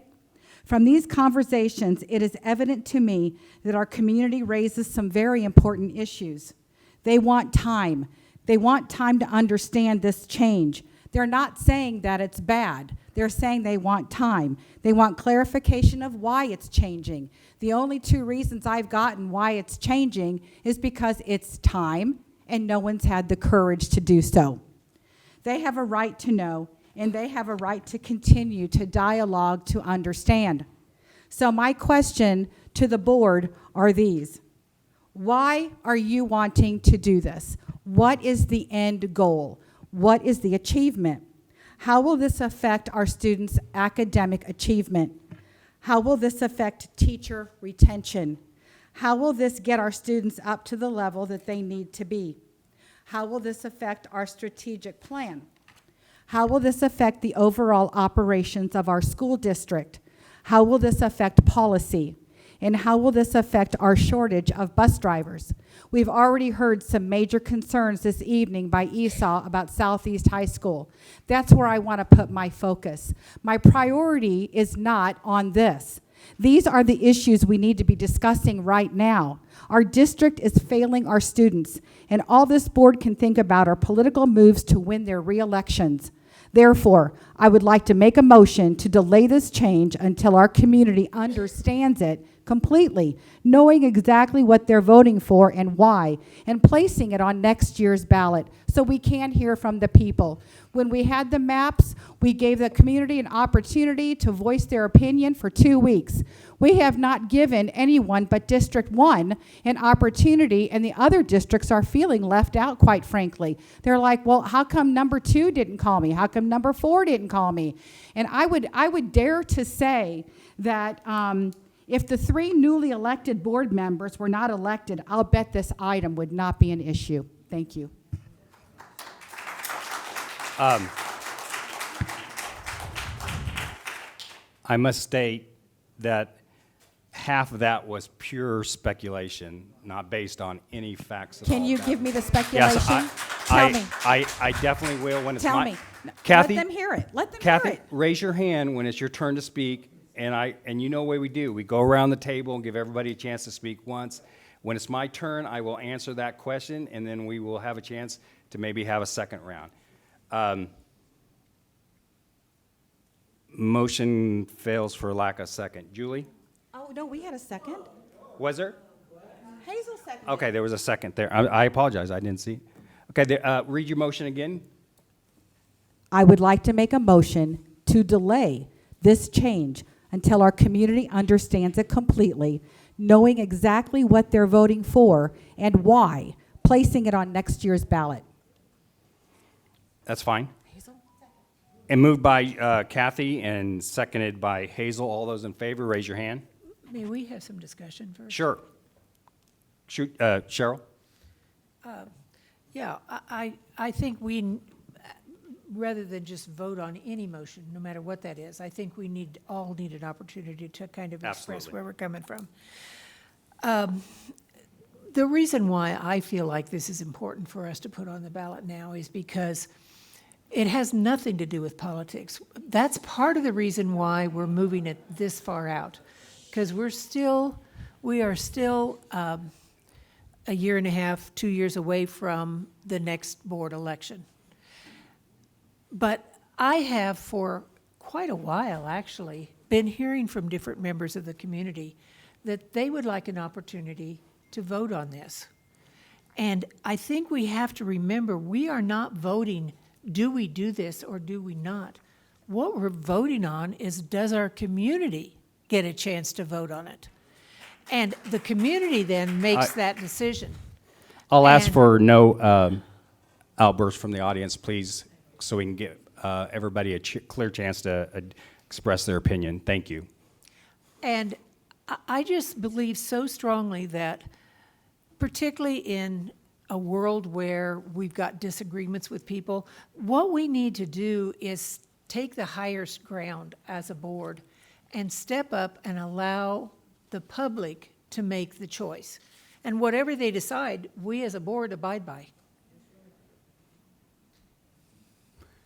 Ernestine. We really have, I have been hearing a number of years about this. And when I ran last time, I didn't even have an opponent. And I really felt badly about that, but I was relieved that I didn't have to put signs all over the city. This is an unpaid position. And one of the things that the people were saying to me when they were asking for a change was, a poor person or a person of average means who wanted to run for school board, and there was somebody who really wanted to run for school board and said they would have run against me if they had had enough money to make some signs. And that was the reason that I was in favor of this, you have to vote for it before there's an election. And that's that last election in which you all were elected in November of last year, we would have had to have made the decision about 2 years before. And that time had passed. And I know that I didn't want to have it changed just before last year's election because it was too close to that year's election. So my reasoning is that as people have said to me, one, they wanted to be able to just know and campaign in their neighborhood, and the neighbors were saying, and I want to know the person that is running for our neighborhood. And they're saying, when this ballot is presented to me, as I think one of you said, 10 people on the ballot for the citywide, people are saying, I'm just guessing at these people. I don't ever get to hear them speak, and I don't ever get to meet them because they're citywide. The reason that I'm in favor of it is that this is an unpaid position. We do not want to have school board members, only people that can afford to run a citywide campaign, or people that are going to get money in order to run a citywide campaign. I would like to see the change just because for about 3 years now, I've had people that are saying to me that they needed to change it. And this was just the cycle in which it comes up because, and the reason, Kathy, that I think we can't put it off is because if we put it off to next year, then that messes up next year's election because there are 3 of us that are up a year from now. So that's. I'm going to give everybody a chance to speak one time Let first. Kathy answer my statement. You want to go ahead and do that? Yeah, But that's fine. Yeah. I just want to make sure you had your permission Yes. before we had a chance, Yes. everybody could get a chance Yes. to speak. Kathy? So it is political. No. What was? Well, Please- when you were put- talking about, Please, this is why the back and forth is not conducive to a debate. So you ask a question, you answer the question, and then we'll give other board members a chance to speak. And again, remind the crowd to do not interrupt each other. And please, audience, this is not our audience participation exercise. There's tons of game shows that we can all go into for that. So I'm going to have Kathy restate what the question is to Ernestine. Then we're going to give Ernestine a chance to answer. Well, and then we'll ask Diane if she has a comment, and Hazel and Julie. Kathy, go ahead and restate your question. I guess I was confused when you were talking about if you are a person, an average person with not a whole lot of money, to paraphrase you. First of all, I'm one of those people. I just dress like I have a lot, but I don't. I understand. Okay, I had to raise my money for the whole city, and I had a team that helped me do that. So I heard you say, clarify this for me, that it's hard to campaign for the city, but it's a little bit easier to campaign for a district. Is that what I heard you say?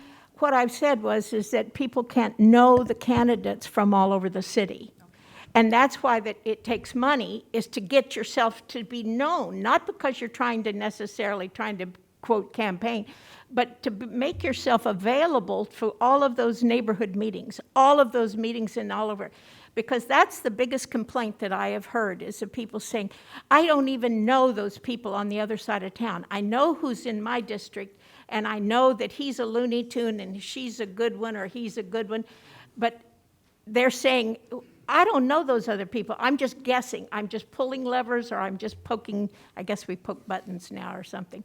But that's what, it's not intended to be with the idea. It's that those people just gave up on it and wouldn't even run because they just said, I don't know how to come up with enough money to be able to go around to the city, Close City. Thank you. Diane, do you want to? Discuss what? The motion? This motion? Yeah. Or Hazel or Julie? Diane? I do support delaying this for another time because I don't believe that this has been well thought out. I don't think this process has been fully vetted. I know I personally have spent many, many hours in the last 2 weeks discussing this issue with hundreds of people. the board has not heard. They have heard from select few, and I believe this board would be better served by having a committee that is formed just like the city of Wichita, just like the Sedgwick County Commissioners. They usually form boards. And a number of things have been brought up from the maps that were addressed at the last board meeting and the listening session. And we should have formed committees to discuss the maps. We should have had more listening sessions about the maps. And I regret that we did not. So I apologize for not having listening sessions about the maps, for not being more forceful in delaying that vote so that way we could have more time to discuss that information. I don't want to make the same mistake on this issue as we did on the maps. It is an important issue, and I do feel people's voices should be heard, and having 2 weeks to discuss this is not sufficient time. So I have spoken to many, both publicly and privately, and to those that I've spoken with, I do value your opinions and I hear your concerns.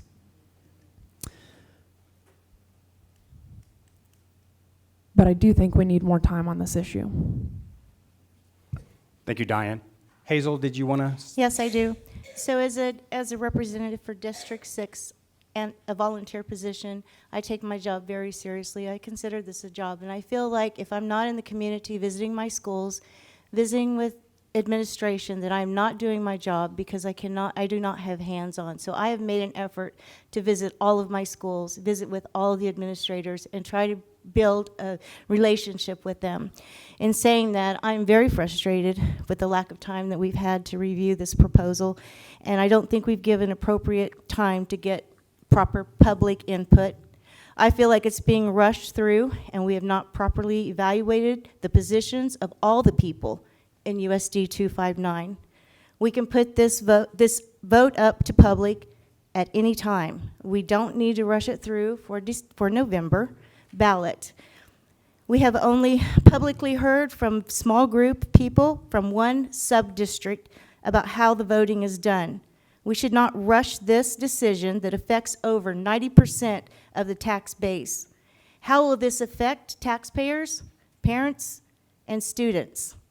Why take away the voice from parents and teachers whose schools cross district boundaries? Recently, a teacher reached out to me and told me that she's worked in the same school for the past 12 years.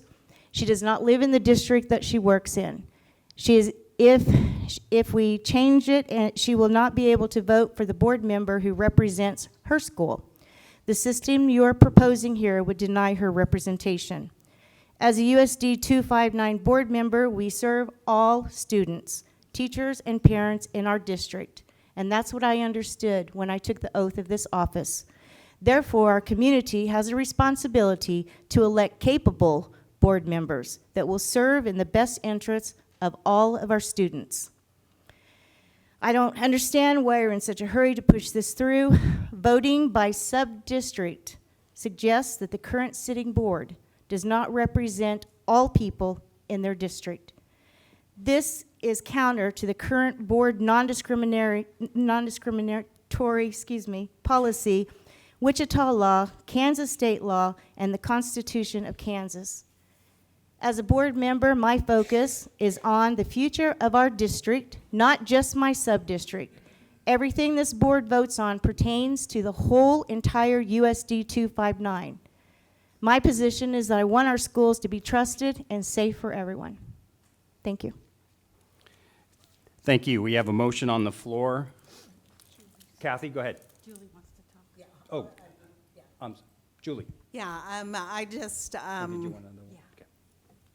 oh, okay, sorry, Julie Hedrick. Everyone is going to have the opportunity to say what their position is when they go to the poll if this is put on the November 8th ballot. Everyone is going to have the opportunity to inform themselves about what is placed on the ballot. Prior to this calendar year, we have had folks come to this board prior to this calendar year and request that this be considered, as we have talked with individuals in addition to that. So I am in support, and we'll make a motion after we're able to vote on this motion, if I have that opportunity, that we approve the ballot language as was read by Stan prior to the discussion. Thank you, Julie. Kathy? Yes, just a few things. Who wrote the ballot? Legal Department? And it's going to go out before the board can even approve it? No. No, okay. No. So when you do vote on this, then that includes the wording on the ballot? Correct. Okay. Another thing is, can you please clarify what you meant by speculations in my talk? I will address that when it's my turn, when I raise my hand to speak. We Okay. do have a motion on the floor. All those in favor, raise your hand. All those opposed, raise your hand.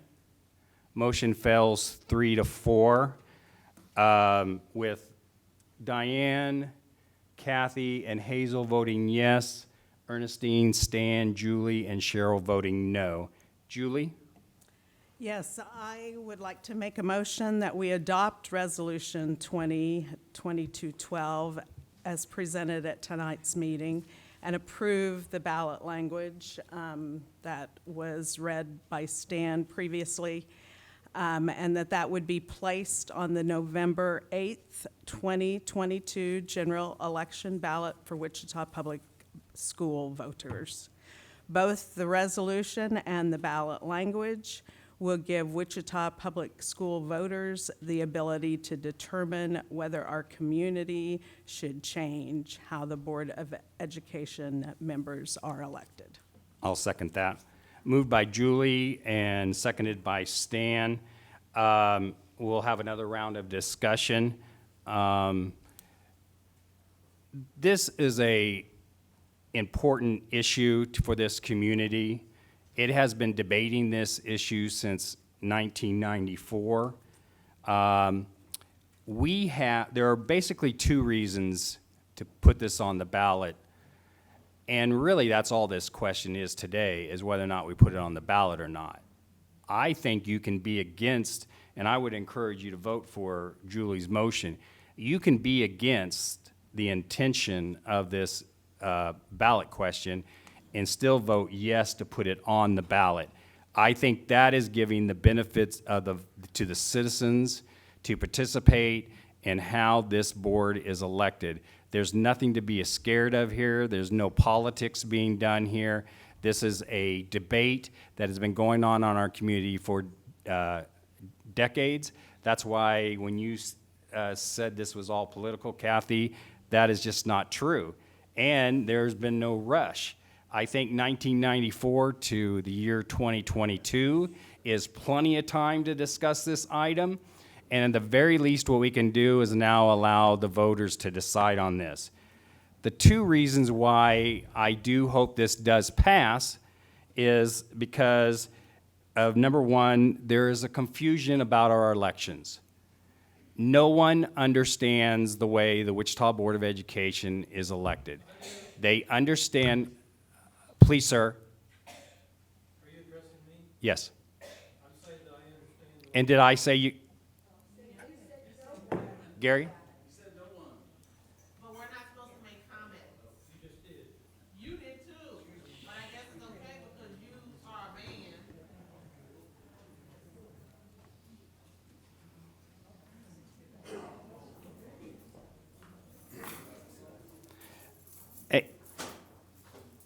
And quite frankly, putting an item on the ballot does not need to be contentious at all. I mean, this is a question of whether to put it on the ballot. I'm not even sure why people are getting all this upset. But there's a confusion about our elections and the way we elect our Board of Education. The reason why the Wichita City Council at one time was all at large at one time as well. And the reason why the Wichita City Council moved to a district election was because of the movement that at that time, the Department of Justice was telling local jurisdictions that the way you were electing representatives was, in fact, defranchising people from the right to vote.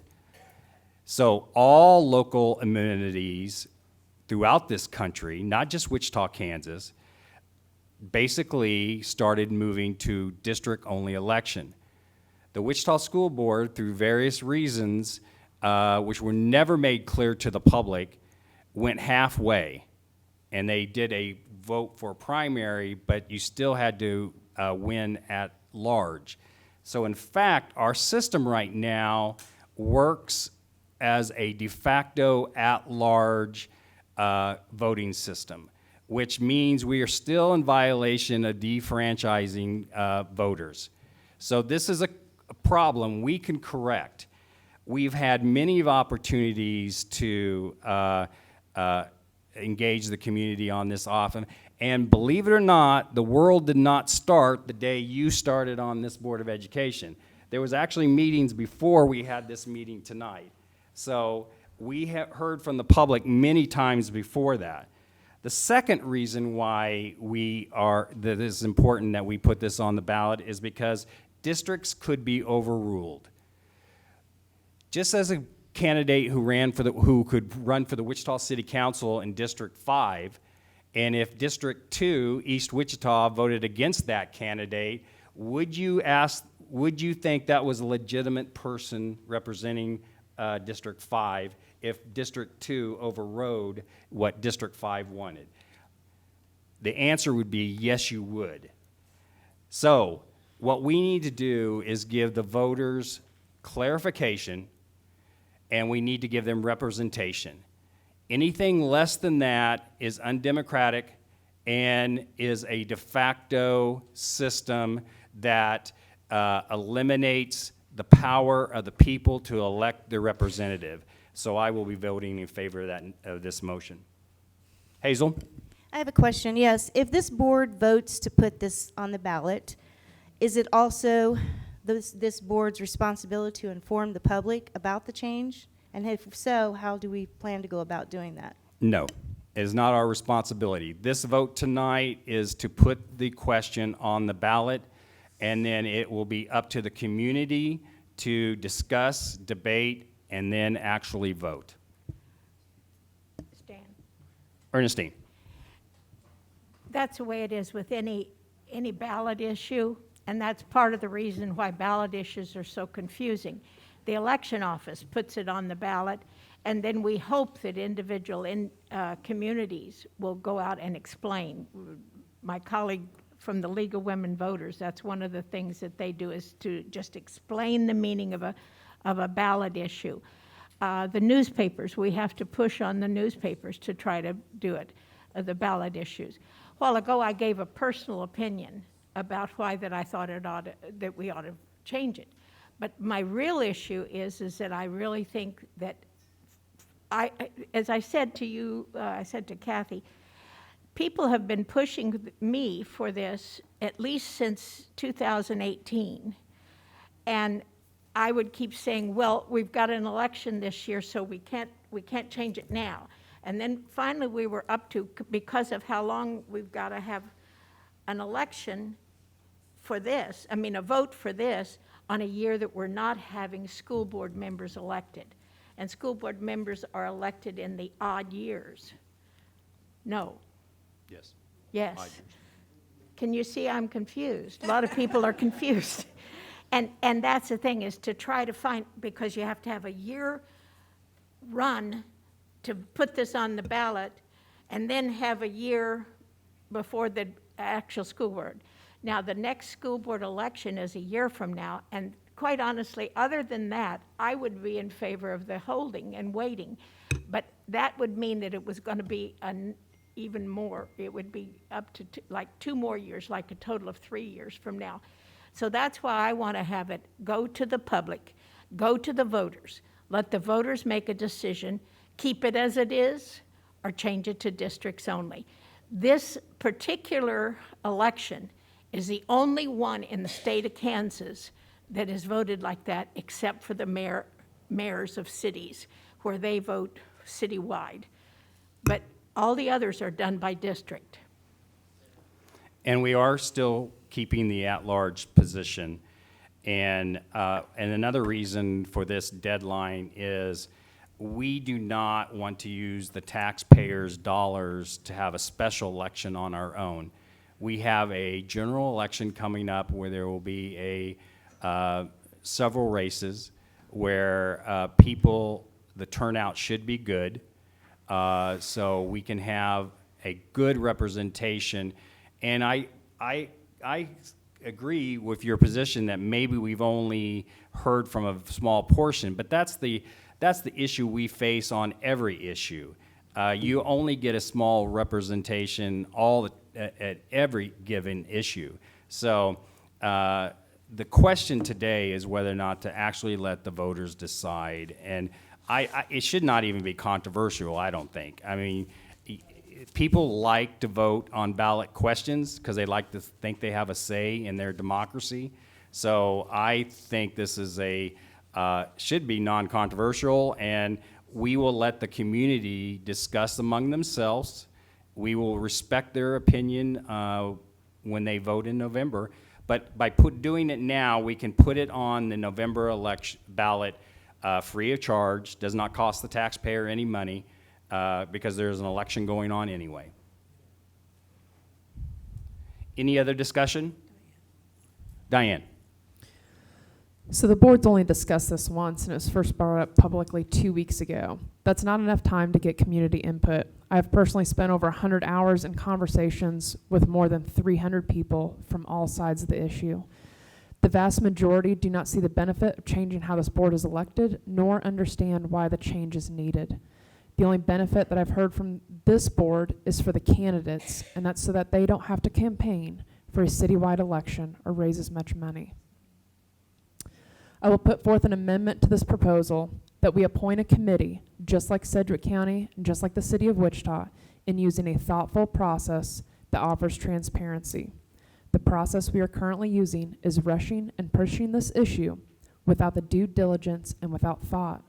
We need to have clarity about the pros and cons of this proposal. And without transparency, people can be misled. We need thoughtful discussions. When given the facts, I trust that the voters will be able to make their best decisions. But the focus should always be on the students and families that we are here to serve. When the test scores in the USD 259 are well below the state average, especially for the students in District 1, I find it insulting that so much of the board's time is taken up by discussing matters that don't benefit the students and their learning outcomes. I want to know when this board will start focusing on the issues that'll increase our district's reading, math, and job readiness skills. And we've already had discussion that the ballot issues are confusing. So I'll make an amendment to this motion that the board appoints a committee, just like I've stated the Sedgwick County does and the city of Wichita does, to use a process to offer transparency. And the separate committee would gather input and study the impacts of the different options so that we can provide that clarity and do our due diligence as this Board of Education to bring those issues to the community and hear from the community. I do not want to amend my motion, Mr. President, so I do call for a vote for the motion that I have made and that received a second. I appreciate you clarifying that. Per our policy, we do not follow a Robert's Rule of Order. So the amendment has to be accepted by the original motion giver. Cheryl, you discussed the first time, but did you want to add anything on this second motion? I think I'm coming from, and I've been consistent on this, I think it is time to give our community choice. Let them make the decision. And I think we are under a bit of a timeline because if we want to get it on that ballot in November, we have to have it in by September 1st to the election office. And I am not in favor of having a special election where we have to pay for it. So I would much rather go ahead and between now and November is the time for our community to rally and educate themselves and make the decision that's right, that they believe is right for this school board. And we will abide by whatever the community decides. Thank you, Cheryl. Diane, yes. So I find it a little interesting that we state that how we're elected is confusing, but then we state that the ballot measures are confusing as well, but then you just state that the community needs to educate themselves to understand the ballot measure, but we can't educate ourselves to understand how the board is elected. I think that's part of what we're doing, is we're giving them an opportunity to understand how it's elected now and what the ballot would say, how it would be elected in the future. And that's an issue, just like any time we have an issue on the ballot that the public votes for, that goes onto the ballot, and then there are groups like the League and others that provide information to help give people the knowledge so that they can make the choice that's right for them. And then whomever wins, we follow that decision. Ernestine? I've spoken to and with many neighborhood groups, and over the last 3 or 4 years, a number of the neighborhood groups have brought this up, and I always have put them off to saying, well, to do that, we're going to have to put it on the Sedgwick County ballot, and this is the timing, and so on and so forth. That's, to me, why that this is the time to do it, because to put it off and not have it on the ballot this time, it won't be elected, it won't be voted on for at least another 2 years. I do believe that the people that I've heard from, that even those that liked it the way it is, that I've had in some of those neighborhood meetings where there's been a discussion back and forth, they're saying, well, let us decide. And that's where I am with let the people decide. And I am perfectly willing to stay with the situation as it is, or to change according to the vote. Thank you, Ernestine. Kathy? I just need clarification. Isn't there an election next year that this can go on the ballot for that? No, because that. There's no election next year? There is, but it's when we're up on, the board members are up next year. So that's an election? But it won't affect that next election. No, what I'm saying is. If we change it now, it will affect next year's board election. Right, but if we delay it and we want to put it to the vote next year, it will be on the ballot? And that would create even more confusion, because then you're asking people to vote on how do you change a Board of Education election while you're having a Board of Election, actual Using Board the of old way. BOE election. So you'll be having an election using the old system while asking the voters to approve a new system, and then they would think, are we indeed voting in the district, or are we indeed? So again, this is about cleaning up confusion. Stan? Well, I know that there are all teachers out there. Patrick? Under state statute, you cannot place this question on a ballot within 90 days of a school board election. Right. Thank you. I So didn't know that. So So in a for way, the yeah. teachers out there, no question is a dumb question, right? So even if we could put it in during that would just add to the confusion. We have a motion on the floor. All those in favor, raise your hand. All those opposed, raise your hand. Motion carries 4-3 with Ernestine, Stan, Julie, and Cheryl voting yes.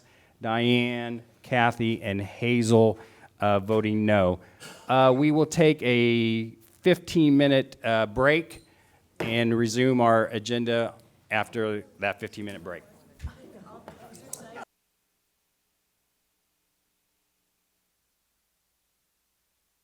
The Wichita Board of Education is reconvening after a 15-minute break. We appreciate everyone's attention on that last item, and we are anxious to conclude the agenda. Patrick, next item. Next item, Kansas Association of School Boards, Delegate Assembly 1 and 2. This is an item that requires 2 votes. Thank you, Patrick. I was going to ask for clarification on that. We need a separate vote on Assembly 1 and a separate vote on Assembly 2, correct? Yes, that is correct. Assembly 1 is to vote on the 2022 KASB president-elect, and Assembly number 2 is for the approval of the 2022 KASB legislative recommendations. And our options as a board is we may appoint that's a one member to do vote both those, or we may appoint two. We do have two representatives on the KASAB. Julie Hedrick is our board of director member, and then Ernestine Crable is our legislative committee member on that. What is the wish of the board on whether or not you would like to have one member do both or split it up between those two? Cheryl? I think we should split it up between the two. I know the legislative piece where they vote on the president, on the legislative issues is much different than what for the board. So I would recommend that and make a motion that Julie be appointed as for the delegate assembly and Ernestine be the member for the number 2. I think that's the right order, is it not? Correct. Okay. That is correct. Ernestine? It makes sense to have two people because often those two things are meeting at the same time. Okay, sounds good. It's been moved by Cheryl and seconded by Julie. All those in favor, raise your hand. What are we voting on? To appoint Julie for Assembly 1, which will be the delegate assembly, and then Ernestine will be assigned to the assembly. The legislative. Correct. I have a question. Yes. Does these duties go with the duties they already have? Yes. And so we're just voting to keep them in their positions? Okay. Sorry. Sorry, did you get that?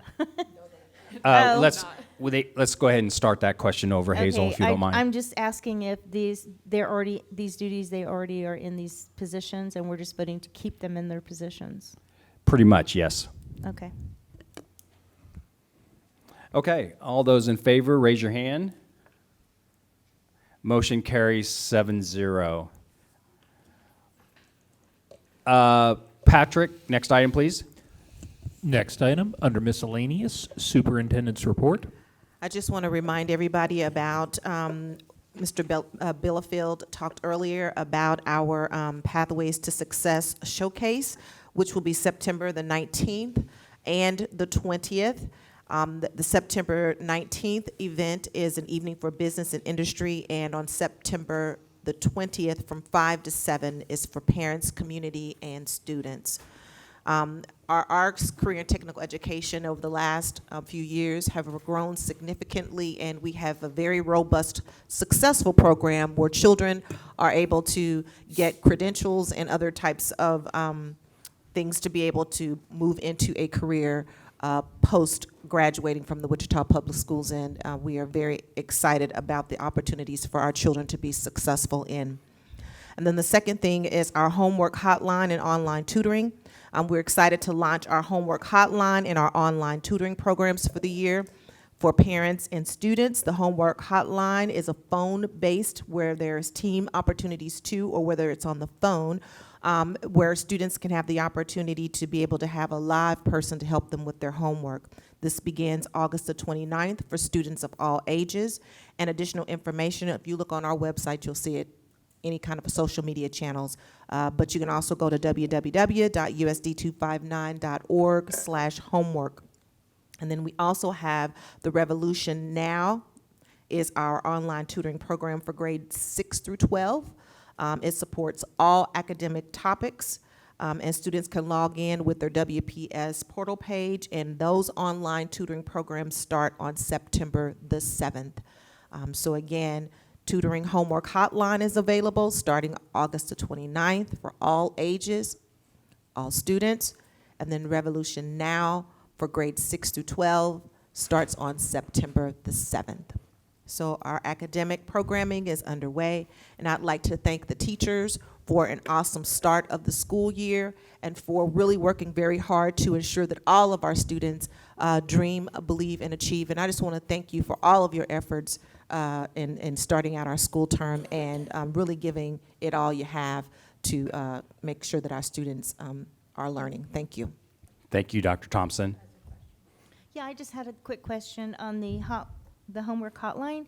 Are there hours that they can call, certain hours, or is it open all 24 hours? How does that work? The homework hotline starts, the Revolution Prep is by any grade level, 6 to 12. That's for, they can sign up for whatever times that they would like to have the tutoring session available to them. So that's open all the time.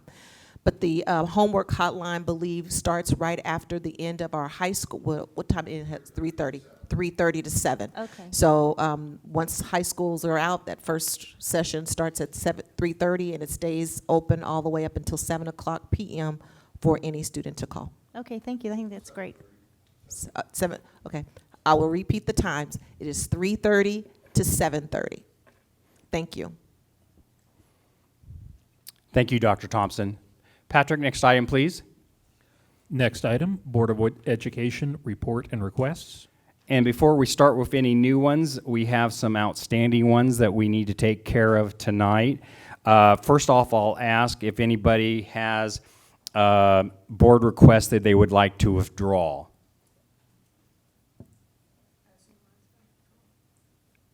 It has not been officially withdrawn, I'm sorry. Yes, sorry. Yeah, I'll withdraw the 2 board requests that I made at the August last 8th. board meeting, August 8th board meeting. Okay, thank you very much. Any other board requests that need to be withdrawn? I have a question about the request to have access to what our educators have access to on the website. This would require sign-in capacity. Kathy, I am having some doubts on this, on the fact that the sign-in capabilities, I'm fearful of setting a future considerations of what access we as board members have instead of just being volunteers as opposed to employees. But I wanted to give you an opportunity to explain if you want to keep this as a motion request. Well, I wanted to be able to know what the teachers are receiving from the district, the resources that they get. I just think it's good for the board to know what's going on. It also allows the district to be transparent even more to the board. That's really all I wanted to have access for, is just to become a part of it and not feel like we're an outsider not knowing what our teachers are receiving. Is it your concern that teachers are receiving, I guess I go back to your questions that you raised over the ballot question. What does this have to do with the strategic plan or improving academics? Or I'm still confused on what this request is actually trying to accomplish. Ernestine's got something to say. Ernestine? I would like to ask, I think Rob's probably not here, but surely there is a way that Rob could figure out that we could get some of those postings, and that anything that gets sent, that it gets sent to us too, without us having to become the equivalent of an employee with it. What are we, 259.net? Isn't that our? Org. Well, the email is .net. When I was an okay. employee here, it was .net. Yeah, and so that I think that we could ask Rob to see if there isn't some way that we could get some of the mailings. I have thought about that in some of the times in the past, like when we were getting ready to use some of the online stuff during our remote, that I would have liked to have seen what was being done with the remote. But I don't want to have us foul up the system where employees have one particular kind of login. But I would like to see if Rob can be clever and figure out a way for us to get the same mailings. Or maybe even have Alicia send them to us if.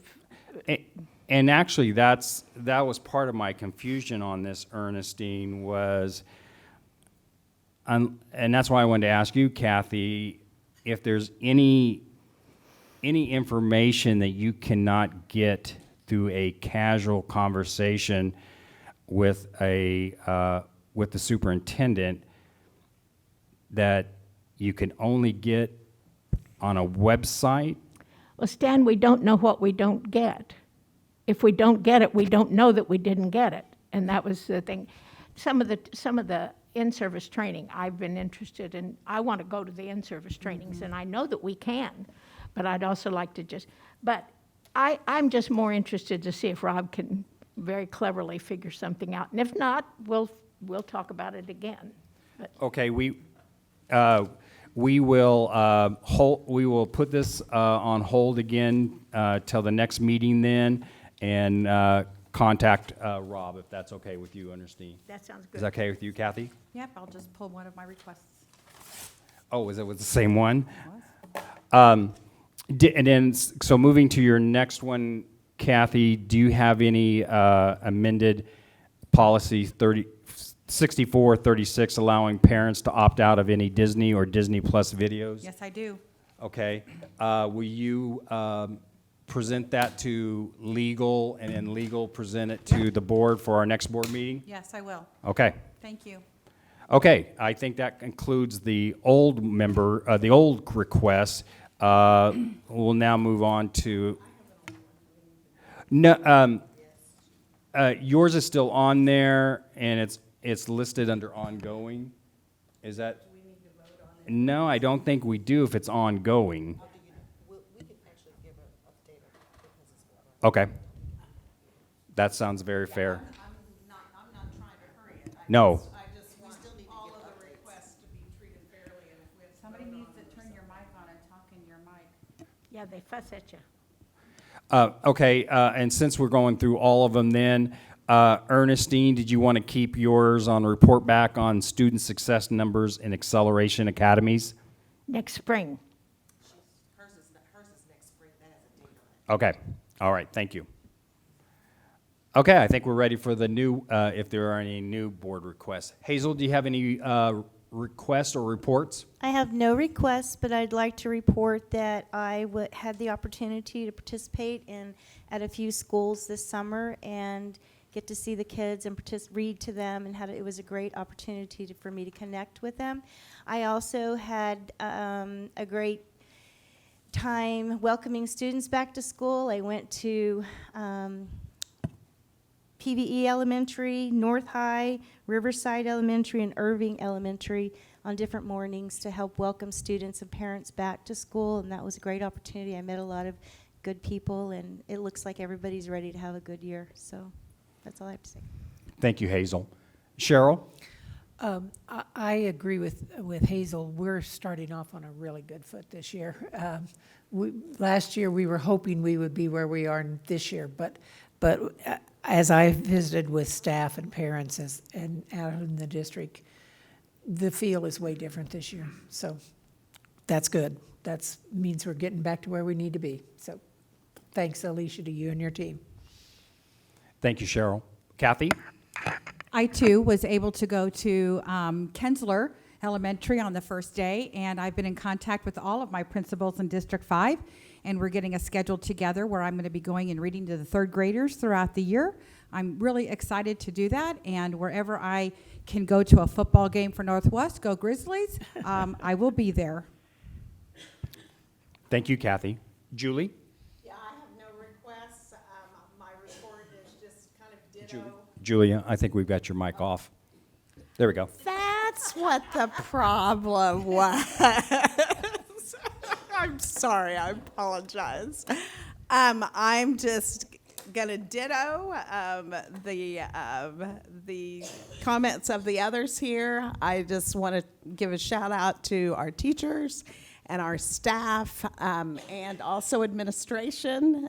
They haven't been identified, everyone. I just thank you for the great start that we've had to the school year.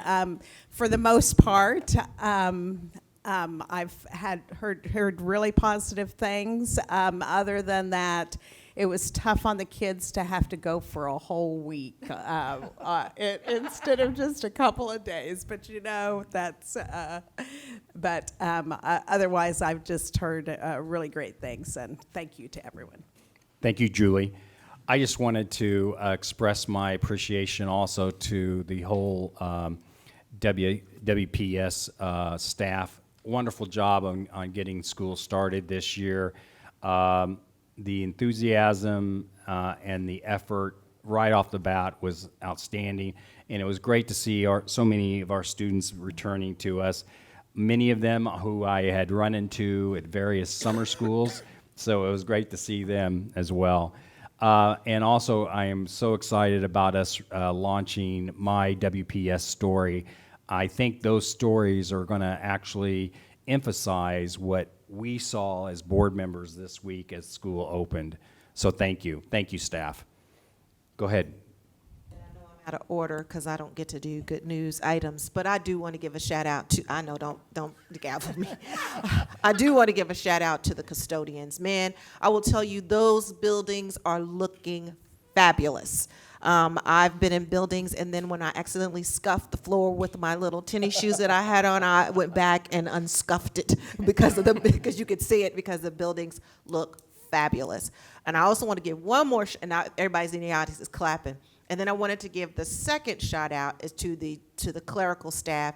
Enrollment. They were so awesome during the enrollment time and getting students enrolled and welcoming families back and doing everything that they do. I just want to celebrate those two. I know teachers and everybody else did a really good job, but I really just want to highlight those two because they are critical for us beginning our school year, and I just want them to know that we love them and appreciate them. Don't those floors shine at the beginning of the year? Ernestine, any reports or requests? Well, the main thing about it is how excited the kids are to come back. I was really quite surprised that they were as excited as they are. And bless their hearts, the teachers were excited too. That was fun to see the teachers be all excited and having hearts of Twitter. And I too noticed the buildings were just gleaming, and the custodians, and there were a couple of times this custodian would just stand over there kind of grinning like, yep, I did this. And so that was wonderful to see that staff having done such a thing. So I really am excited about the new school year. The truth is I have not yet been to East High, and they've got a whole new entrance, and I am going to go over and try the new entrance because I graduated from East High, and we didn't have that entrance, but now the front entrance is on the south. And my East High reunion is coming in October, and I'm going to get to give them a tour and show the new entrance at East High. I'm glad you brought that up. I need to visit that new entrance as well, so thank you. Diane? Yeah, so I went and did a visit with Isley with Dr. Thompson and toured the school and saw all of their special interests there, and it was actually really fascinating. Did you guys know that we have a Braille operator, somebody who transcribes everything into Braille there? So that was very fascinating. Just since the last board meeting, I've also held a community listening event. I've had many discussions with phone calls, emails, text messages, Facebook Messenger, any form of communication that can possibly be done that has been taking up the majority of my time as far as that goes. But I am excited for the start of the school year, and there are so many people that are so responsible for us getting off to a good school year this year and getting off on a good start. So I'm grateful to hear everybody thanking somebody. But I do want to give a special thank you to our transportation department. They have been especially under a lot of heat since we are short bus drivers, and just kind of learning the ins and outs of their operation and the difficulty what they're trying to do. And I've had a number of people reach out to me, parents, about the concerns about bus routes. And Lisa Rivieros, the director there, has been extremely responsive in trying to solve the problems for these parents. So I just want to give Lisa a direct thank you, and then also Mickey Shibley, Julia Hutchinson, Christia Casons, and all of our schedulers there, and then also student first managers, and then also to all of our bus drivers that are driving the kids to and from schools. So thank you to everybody. And then, yeah. Good for you. And then some people that are always here with our board meetings, I'd like to give a special shout out to Jennifer and Mike in our sound booth. And Jennifer's the one always waving at us when we don't talk into our mic. So thank you for being patient with us this evening. I thought about her that you were a little like a teacher when the kids keep forgetting the instructions and you have to keep repeating it over and over. Thank you, everyone. Patrick, next item, please. Next item, new business. No, that was we just did requests and requests. Oh, I thought that was past requests. No, it was reports and requests, but Oh, I'm sorry. I move that we go back to Board of Education report requests. I second. All those in favor, say aye, or raise your hand. Motion carries 7-0. Sorry about that, Patrick. Sorry, Patrick. It's not 9 o'clock yet. I promise I'll have you out. Kathy, Yes. board request. I just have two. Heard a good thing about the 21 Days of Equity Challenge. Can you tell me a little bit more about that? And was it offered annually to all of our educators? Or is it just if they want to take it? Is it mandatory? I'm going to have to do some research because I don't even know what it is. Oh, And I've looked at my people and everybody's going, we don't even know what that is. So we don't know what that is, but we will look Okay. into it. Okay, well, I have it written down for you. How's Okay, that? Okay, thank and then you.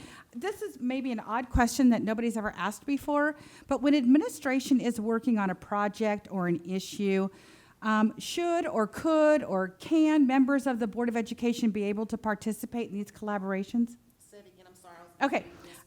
When administration is working on a project or an issue, should, could, maybe whatever, members of the Board of Education be able to participate or observe these collaborations, not to micromanage, but just to kind of like.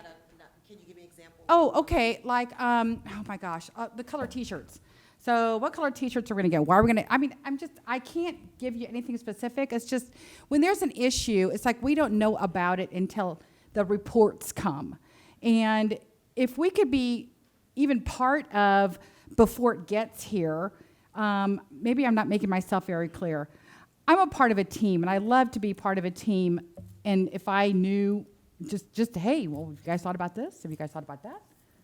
Cheryl? Am I out of line with that? I would be very hesitant to do that, and I'll tell you why. That's not the role of the board. Okay, thank you. Yeah, because we really are at the higher level. We don't need to be down where. Well, I wouldn't where- say down. I mean, they're not. Well, I but- understand what but- you're saying with bureaucracy. I think it's fun to collect, not to collect things, but to just participate. But it puts a. I get it. They get. And they feel stressed. Okay. That's right. Okay, sorry. The No minute we question jump is a into dumb that arena, question. they're feeling real uncomfortable. Just remember, no question is a dumb question. That's exactly Thank right, you. and I appreciate your asking. but Thank you. I just think that's not one of the areas as a board that we need to. Okay. Thank you, Cheryl and Kathy. New business, Kathy? I understand our district has several school buildings with a standardized dress code. Are dress codes by principals of each building? According to policy 1464, paragraph 12, it clearly states, any wearing apparel which, in the opinion of the principal or designee, is associated with gangs and or drugs or becomes disruptive to the educational process may be banned. This is the only thing written in our policies about dress codes. I believe we need to have stronger boundaries with this policy. There is a new fad where children are identifying as animals, dressing and talking like an animal. They call themselves furries. North High even allows students to wear pajama bottoms to school. This is unacceptable, and I would like to know what we as a Board of Education can do about this. Our school buildings are not social clubs, but institutions of education. My observation is another failure to our students by not providing stricter boundaries. Okay, that is actually not new business. New business is if you have a direct motion on a topic. That did sound like a Board of Education request. Do you, since you had that written down, would you be willing to put that into a board request? You bet. And we might be able to just staple that to the report. And then we will vet whether or not this board wants to pursue that request. Okay. There is no executive session tonight due to it being withdrawn. So, Patrick, next item. Next item, adjournment. I second. Moved by Cheryl, seconded by Kathy to adjourn. All those in favor? All those opposed? Motion carries 7-0. We'll see everybody a week from tonight.